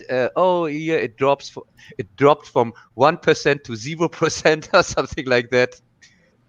See, I think when I'm going to look it up on Rotten Tomatoes because I don't think it's going to have solid information. No, no. I mean, I What? think it's going to be completely curated. Yes, but it's there is a slight chance because Rotten Tomatoes is completely biased when it comes to Disney because they are the biggest threat, obviously. Yep. And with other things, sometimes you have the correct rating. They have sometimes to throw some things under the bus that people get the illusion that they are that they're still kind of a real a critic side or something like that. Right. Right now, the average tomato meter is 94%, and average audience score is 82%, and that's a lie. 94. So yeah, because it's curious. So they make a premiere where for 500 people, where 100 people just show up for a premiere. Uh, where people are invited. They can see it for free. It's Star Trek, the new Star Trek. Since Picard is back here, since last time, since 20 years or whatever. Nobody cares. And these 100 people who were there, watched it or whatever, they gave it 95% or what? Yeah, I'm trying to find the. How many critics gave it this high rating? I don't I know. mean, it, I'm trying to find that, but I can't find anything. yeah, I want whatever. to But see the actual. What do you call it? uh, I want to see actual reviews. Actual reviews, yeah. I saw 2 reviews on it from Doomcock, Netrotic. Of course, they hated it. Well, no, Gary, I mean on Rotten Tomatoes. oh, on Rotten Tomatoes. Yes, yes. I see what you mean. Yeah, but Nothing. it, yeah, yeah, yeah. I can see that people have so little interest in it that they don't bother. They don't show up for premiere. They don't care. I could see it. It was fastest thing I could find when I wanted to watch it because normally can't get it so fast. But yeah, no problem. Nobody can. And I can tell you even from real life. I have a friend who is likes Star Trek, and I told him, yeah, I have to watch Picard. Huh? Picard? You mean Picard from Star Trek? The movie or what? And I don't know, the TV series. It's already out, and he never heard of it. He didn't even get the information that there's a Picard. He said, "Hey, really? Picard here from Star Trek?" So yeah. I found the reviews. Oh, okay. Hey, what here's- do you want to do? You want to share your screen for it, or don't you want to do that? Oh, I'd rather not. I'll just read Yeah. it. Oh, okay, okay. And I let Adam here in, not that you wonder. Let's see. I will watch the rest of the season and see what happens. The first episode highlights how certain directors cannot come up with unique ideas, and they use current politics and social norms to steer the plot of a character that inspired strength of character towards fear and fragility. After the first episode, I'm not filled with enthusiasm. I will readjust my opinion once the remainder of the season has completed. Wow, there is still hope out there. That's an audience review. Yeah, I say there's still hope out there. And is there a 10 out of 10, 5 stars, something like that? Oh yeah. Oh, please, I want to hear one This of one's them. really short. Yeah. I loved it. I loved the tie-in from the old. It was action and great pacing, and I can't wait till the second episode. What? No. Read what is there written? You said great pasting. We talked about the pasting. Yeah, the pacing's. That's what it's the shill. It's a shill frickin'. Look, here's an even shorter one. Loved this opening episode. Old characters and new direction. Oh, clearly, Mitch, we were completely wrong here. Don't you see that? No, we've watched the original stuff. We know. But that's a problem because we've seen the original, where this is not made for those of us that have seen the original. All this, I felt I've seen this before. Oh yeah, The Fifth Element. Oh wait, member berries. And you know, it wasn't as awful as I thought it was going to be, but that doesn't mean it was good. I mean, Exactly. I haven't seen STD at all. So Adam, you give it also a 10 out of 10 or 12 out of 10 or something like that? I'm only watching this because of digital pollution with Jez. That is the only reason, so that my mate does not have to suffer alone. Hey, can you give me another couple minutes? I got to go to the bathroom again. Yeah, Sure thing. okay. Groovy. I shall return. So where's the right button? There it is. Here, Adam is here. Thanks for joining us, Adam. Thanks for having me, Cub. Yeah. So you are a super fan of Picard, or what's your name? Super fan Adam from Star Trek Picard. Well, you know, I of course had to put Leonard Nimoy as Spock with his wiener dog up because yes, I am an OG fan. Like you and I have discussed, I did go back and watch Next Generation all the way through, and the way that I feel that they shot this, even though there are, you know, the member berries there are the whole little skit where they're discussing how Data gave his life and had every intention of using the parts of him in the other android that was there from the movie, and it didn't work. They tied that in, but nobody's gonna go back and watch that movie. You know, the audience of today don't care about the past. They're not going to go back and watch any of they're just going to wait for the BBD, the bigger, better deal. What's on next? Okay, what's the next show that's coming up that we're going to watch? And that's it. They just watch it to watch it for entertainment.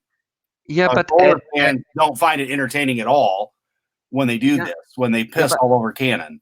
Yeah, but Adam, in this old show, Next Generation, they didn't really explore the characters so much, because in this new Picard, they had this genius idea that Data maybe has a daughter, which where in the old Next Generation series we never had anything like that, or not. Well, I mean, Data did create an android, and she did become a daughter in Next Generation. No, you have to dream that. Maybe you fall asleep like Picard in this new series, and you were dreaming that LOL was a thing. Yes, that's what it was. I must have dreamed it. That's right, and you were part of that dream because you know all about it. Yeah, and yeah, obviously, it's a bad reboot dream. But I do feel they're taking a page from Star Wars with this last movie, where they're like, well, we're going to throw member berries in there so they can't bitch about it that we're not being canon, even though they're still pissing all over canon. And whether you care about canon or not, today's audience doesn't. They're just there. It's on the TV. They're going to watch it. They're going to like it. Like I said, one of my favorite parts, the best CGI ever, was when, the CGI for the painting that was covered up. He pushes it and it disappears. Boy, that was the best CGI in that TV series ever. Best moment. And I mean, I would not have watched this if it weren't from Jez from Digital Pollution. We happened to be able to hook up, and I sat there and I watched it with them, and we're sitting here watching it. And it literally, I mean, from beginning to end, we watched it. Then we commented a little bit about it. And, it literally it just didn't feel like Star Trek to me. It just felt more like The Fifth Element. Yes, and Adam,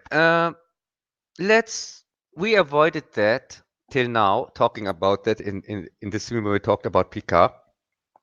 Let's talk about this main character, and I'm not talking about Picard, I'm talking about this woman, Super Mary Sue whatsoever, about the acting.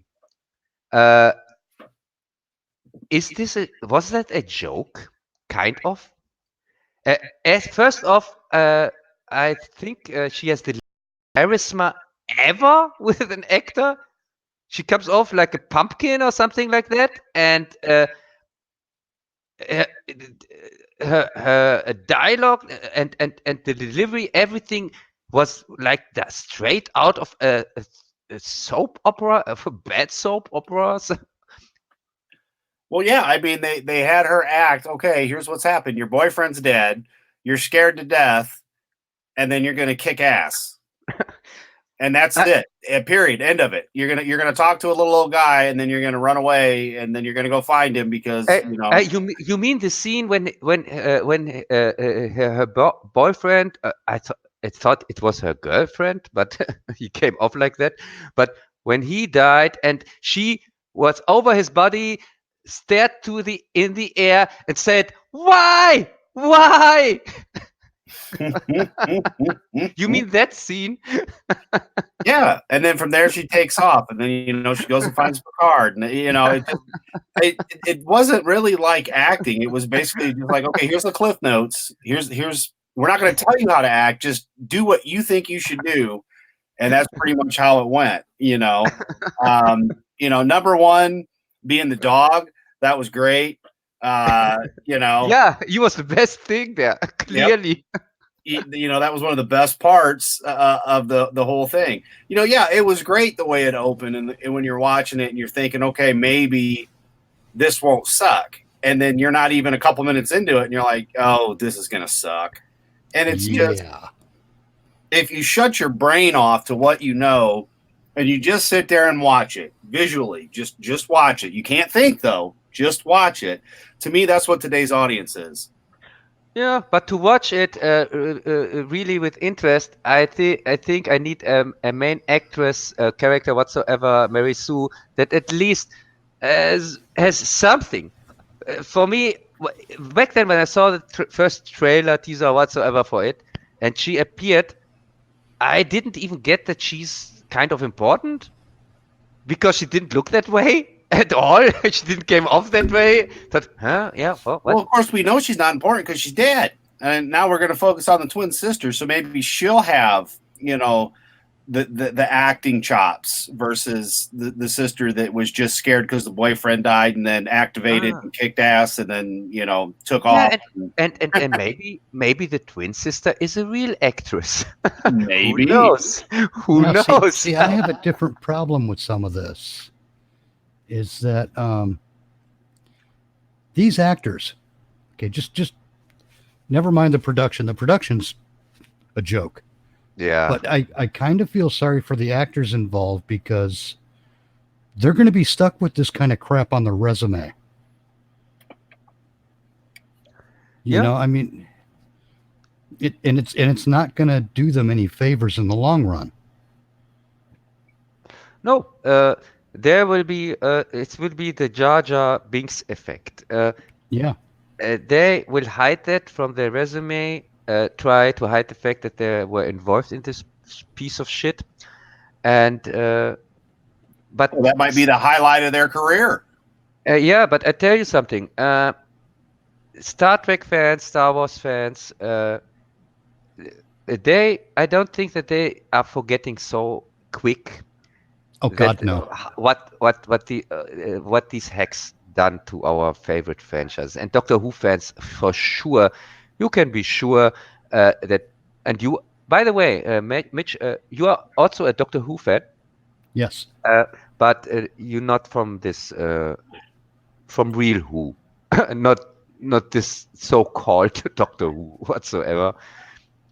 My first exposure to Doctor Who was actually Tom Baker that I remember. Oh, cool. I had a scene from Doctor Who in one of my reviews here in Inner Space, because there was a Doctor Who episode which was a variation on Inner Space.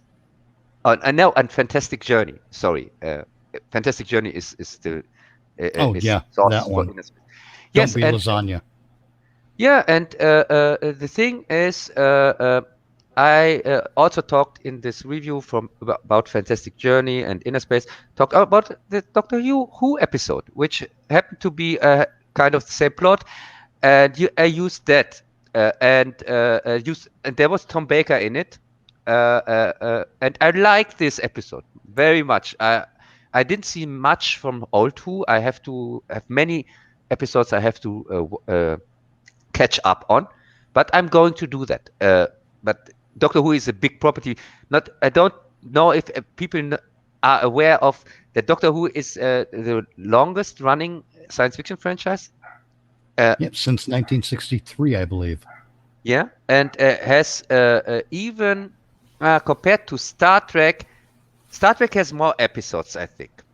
But Doctor Who is a second directly after Star Trek, or not, when it comes to the number of the episodes, or am I wrong? Because Star Trek has 700. No, it has 400 episodes, and I don't know how many episodes from Doctor Who are out there, and also how do you count them? Because Doctor Who used to be done as sort of a serial. It was more serialized. I know the episodes were 7-parter partially, 7-parter, 5-parter. I don't have to tell you that. You are the Doctor Who fan, the real one. So it is. If you count the parts, maybe they have more than Star Trek. If you count every part, it's hard to say. It really is. I mean, if we just look at the good science fiction properties that have a lot of episodes, you have Star Trek, Doctor Who, Stargate. Yes, I mean Stargate ran 3 regular series and 1 animated series. I know, and I watched them all. By the way, I know. I watched the 10 Stargate seasons from original Stargate. I watched the 5 Stargate Atlantis ones, which are my favorite ones, and I watched also Stargate Universe, the 2 seasons, and also the 3 movies in between. Here the specials, the What If stories, Yep.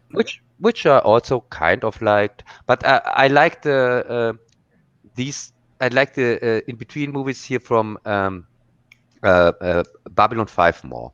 They made also kind of not in between tacked on movies or where the story continues whatsoever, which I like a little bit more.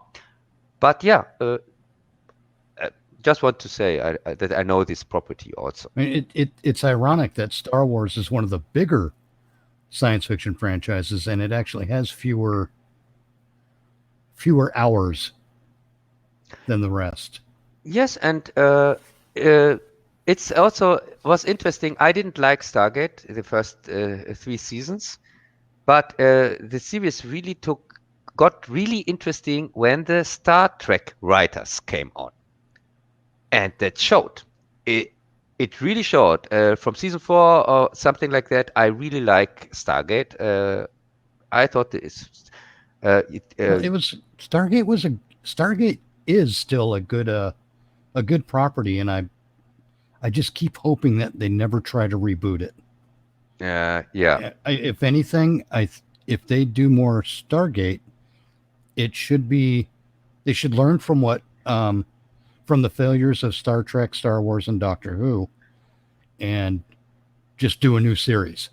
Yeah, no, they will never reboot it. That would be stupid, like Independence 2 or something like that. Who would Right. ever do that? No, because nobody asked for that. So will never get an Independence Day 2 and or Stargate 2 or something like that, or rebooting of the series. Oh no, we did. Well, there was that whole Catherine thing, and I think that can be written off. Yeah, you can be sure there will be something like a reboot or whatever. They're going to do something with it. You can't just let a property of that size and value sit. Yeah. Something has to be done with it eventually. Yeah, there were many properties where it said, "Oh, please don't reboot that or make a new version or something like that." But when they did that, nobody cared, and now the old ones are the ones that are remembered. The new ones no one cared for. For example, for one of my all-time favorite shows, The Prisoner. If you have heard of it. I have never saw it. Oh, really, Mitch? I highly recommend that. It's one of the best shows ever. It's kind of perfect. It has just one season. It has 13 episodes, something like that, and it's just perfect. I think they didn't they try to remake that one time. They make it. They made a remake with Jan here with Sir here with Magneto, Sir Magneto. What's his name? Ian McKellen. Ian McKellen, yeah. And it was crap. I was I was so surprised when I found it. I didn't get it. I didn't know that there was a remake of a reboot of it because it flopped so hard that. Well, yeah, just like when they tried to remake Kolchak the Night Stalker. Yeah, really? Kolchak the Night Stalker was a brilliant show. Oh, there's a because remake? I mean it was just one guy, just a sort of a low life reporter going and getting wrapped up in these stories that are just way beyond what anyone would expect, and it was kind of cool as a result because it was just a normal, real world guy dealing with extraordinary things. Oh, yeah, sounds interesting. I didn't see that till now. It was done, I believe, in the 70s. I think the first movie was in 72 or 73, and it spun off into a TV show. But to go back to The Prisoner, the thing is, I think The Prisoner was on about the same time. Yeah, that might have been in the 60s, though. I don't remember it clearly. Prisoner is, I think, is from the 60s. But to go back to The Prisoner is kind of the holy, like the Holy Grail. If you ask people who are into this stuff, many will tell you, "Oh yeah, The Prisoner. That's best." The 2001 kind of these Lost type series that are like Lost is for example a prisoner copy kind of tries to be prisoner. Of course, it's crap, but so I was so baffled that they even tried that. It's like somebody comes off, says, yeah, I'm going to make a remake of 2001 or something like that. Nobody would ever do that. No, it would never work. Yeah, it makes no sense even to try that, or making from something really like that. And with a prisoner, that somebody thought he's worthy even to present something that is worthy, and it was just by the numbers stupid it was, I think, 6 parts or whatever, which were boring as fuck, were so by the numbers normal TV show with bad guy, and that's it. Yeah, it was so embarrassing. See, what It they'll has to do be is yeah, there has to be somebody with brain damage, or clearly a retard, something or something like that, because he who thought he could do that. It's really like I would say, oh yeah, I have no clue what I'm doing, but 2001, that sounds interesting. Yeah, I'm going to remake that. Why never did works. anyone stopped him? It always happens the same way when they remake something. Kolchak the Night Stalker is a great example of it, actually. And I bet the Prisoner remake did the same thing, because I've never seen that. But Yeah, I'll bet you anything, it was hyper stylized. Yes, It yes, was all interesting light filters and all of that kind of yes, garbage instead of actually yes. telling a good story. Exactly. Yeah, yeah. Oh, so you already have seen it. I might as well have. I tried to watch the remake of Kolchak the Night Stalker, which was just called The Night Stalker, and it was shit. Kolchak was just a reporter trying to go about his business, and he got wrapped up in the extraordinary and the supernatural, and things of that nature. When they remade it, suddenly his wife was killed, and he had to go and team up with these other people that he worked with in the newspaper. Oh, shut up!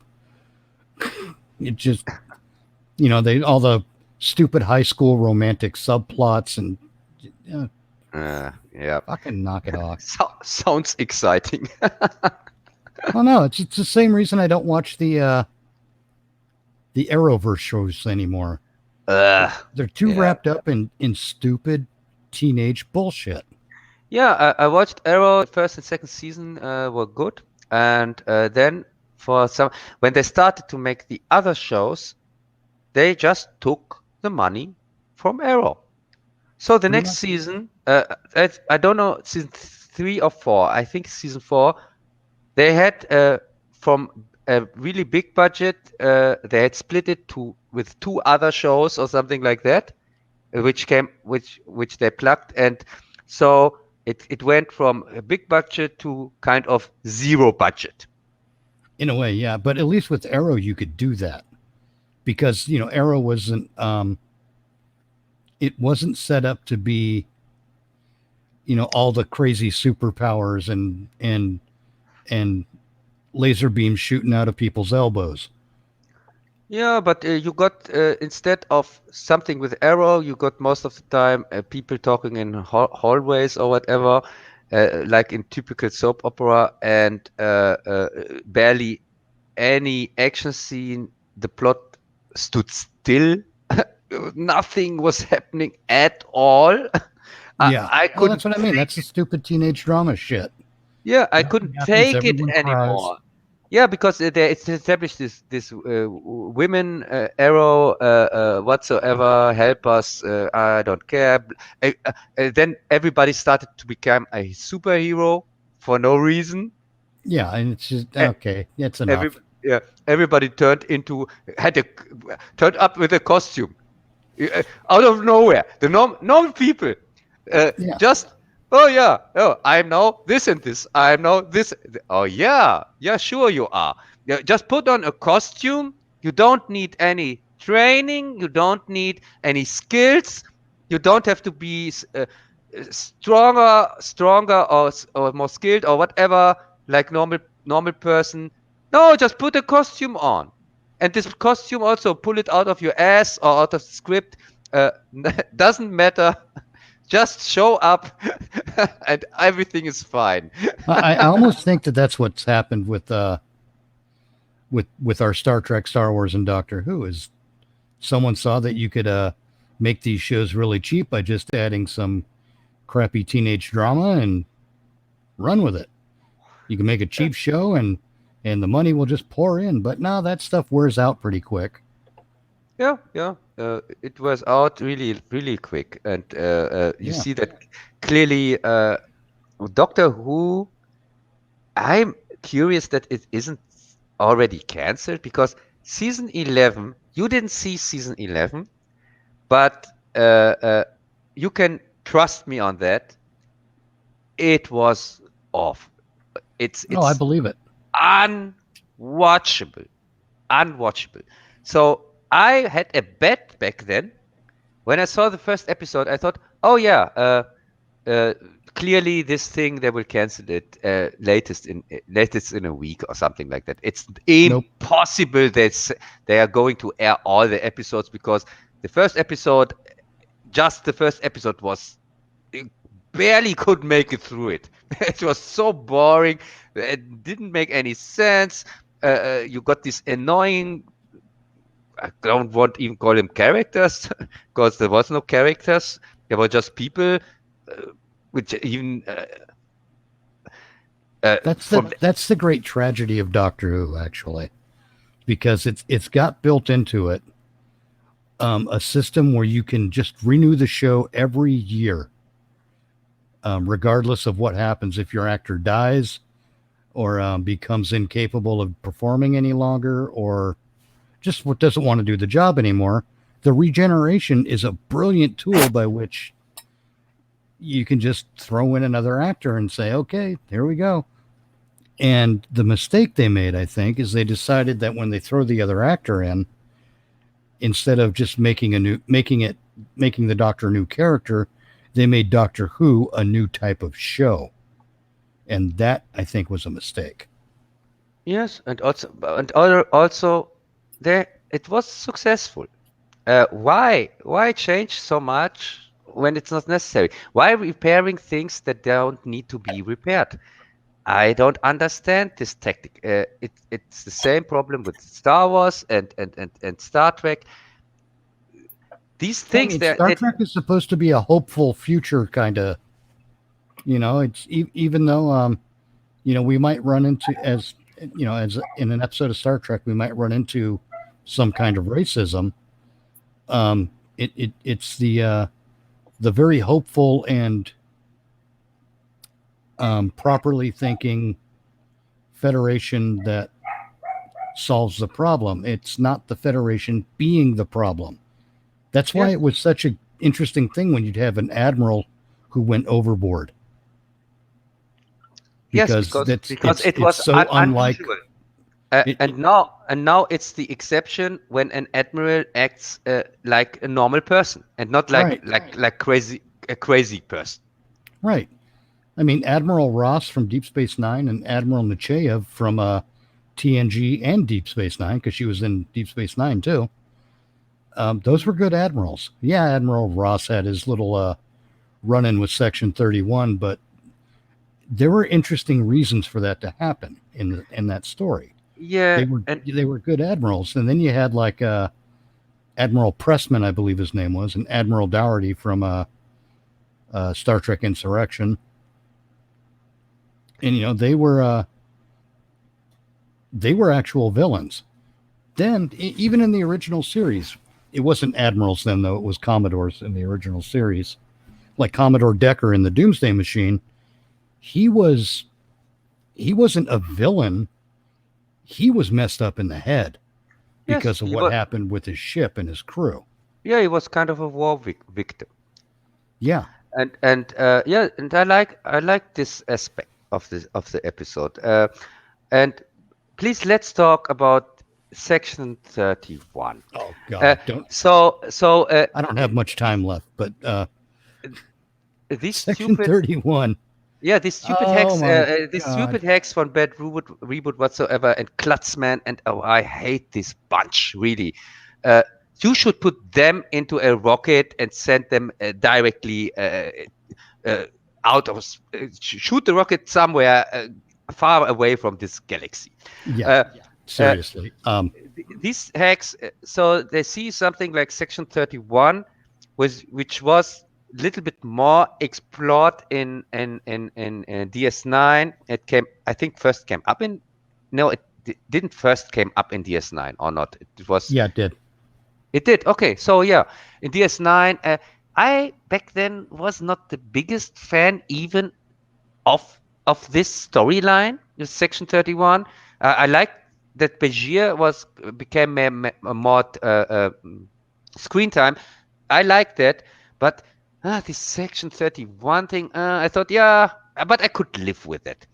But I was glad when it wasn't a thing anymore.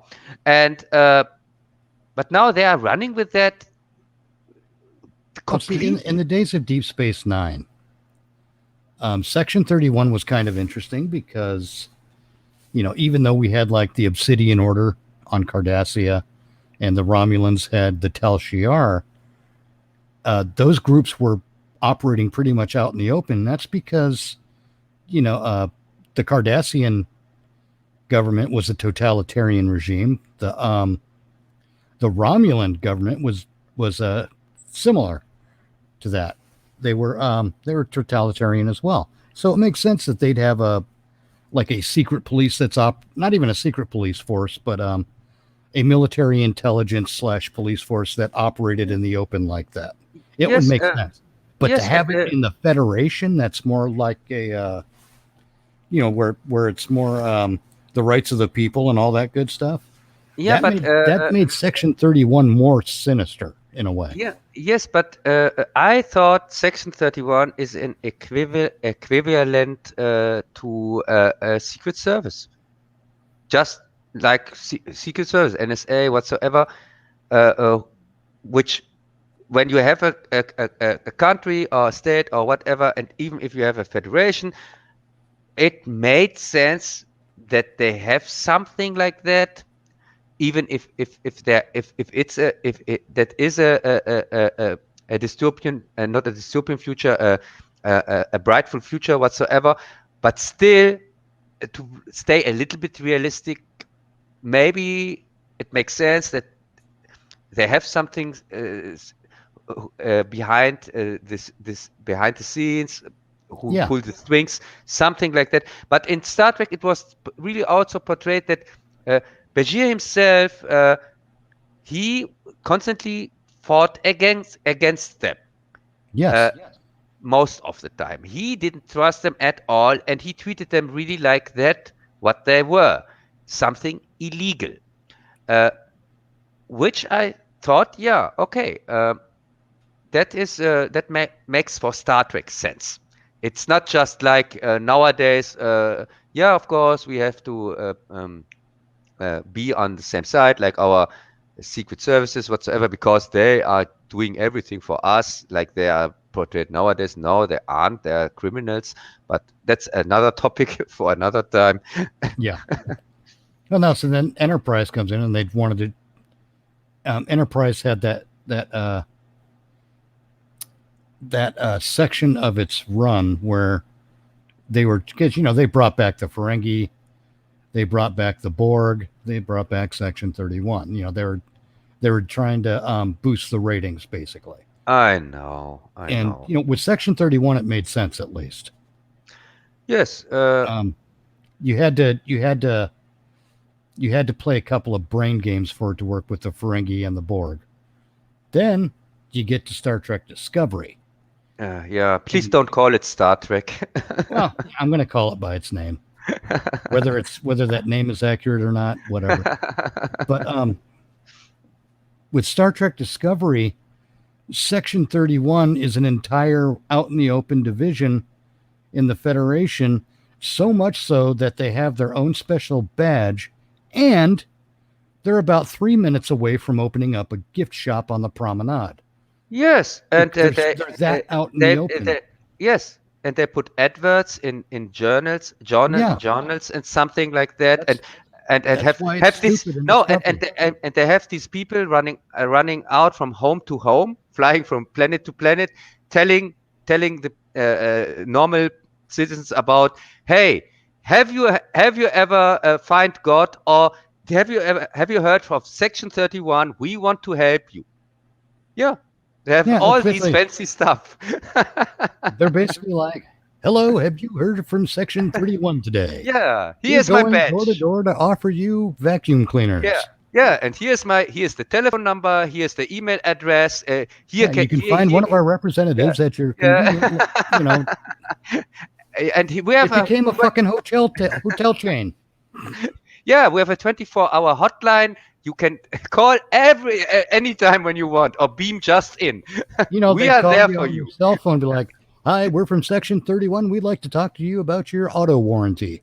Yeah, and I think most employees have the Section 31 screensaver also. Yeah, you I mean, it can get that. Oh God, it was so badly handled.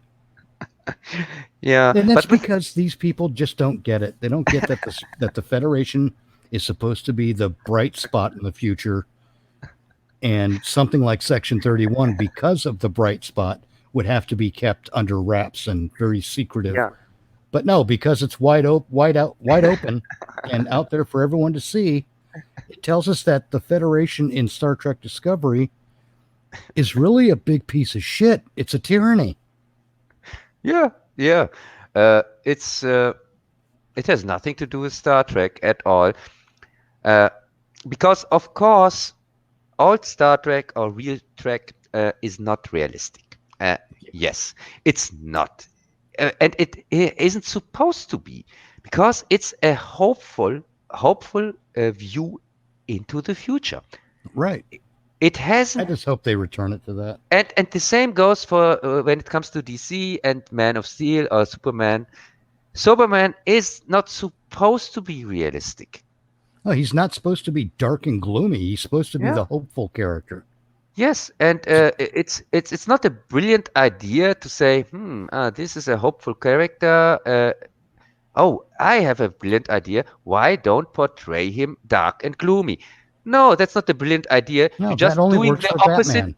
Yeah, you are just doing the opposite from that what it was already there. It's like with Jar Jar and his color fetish, where he puts he says he sees something like, oh, we have an C3PO.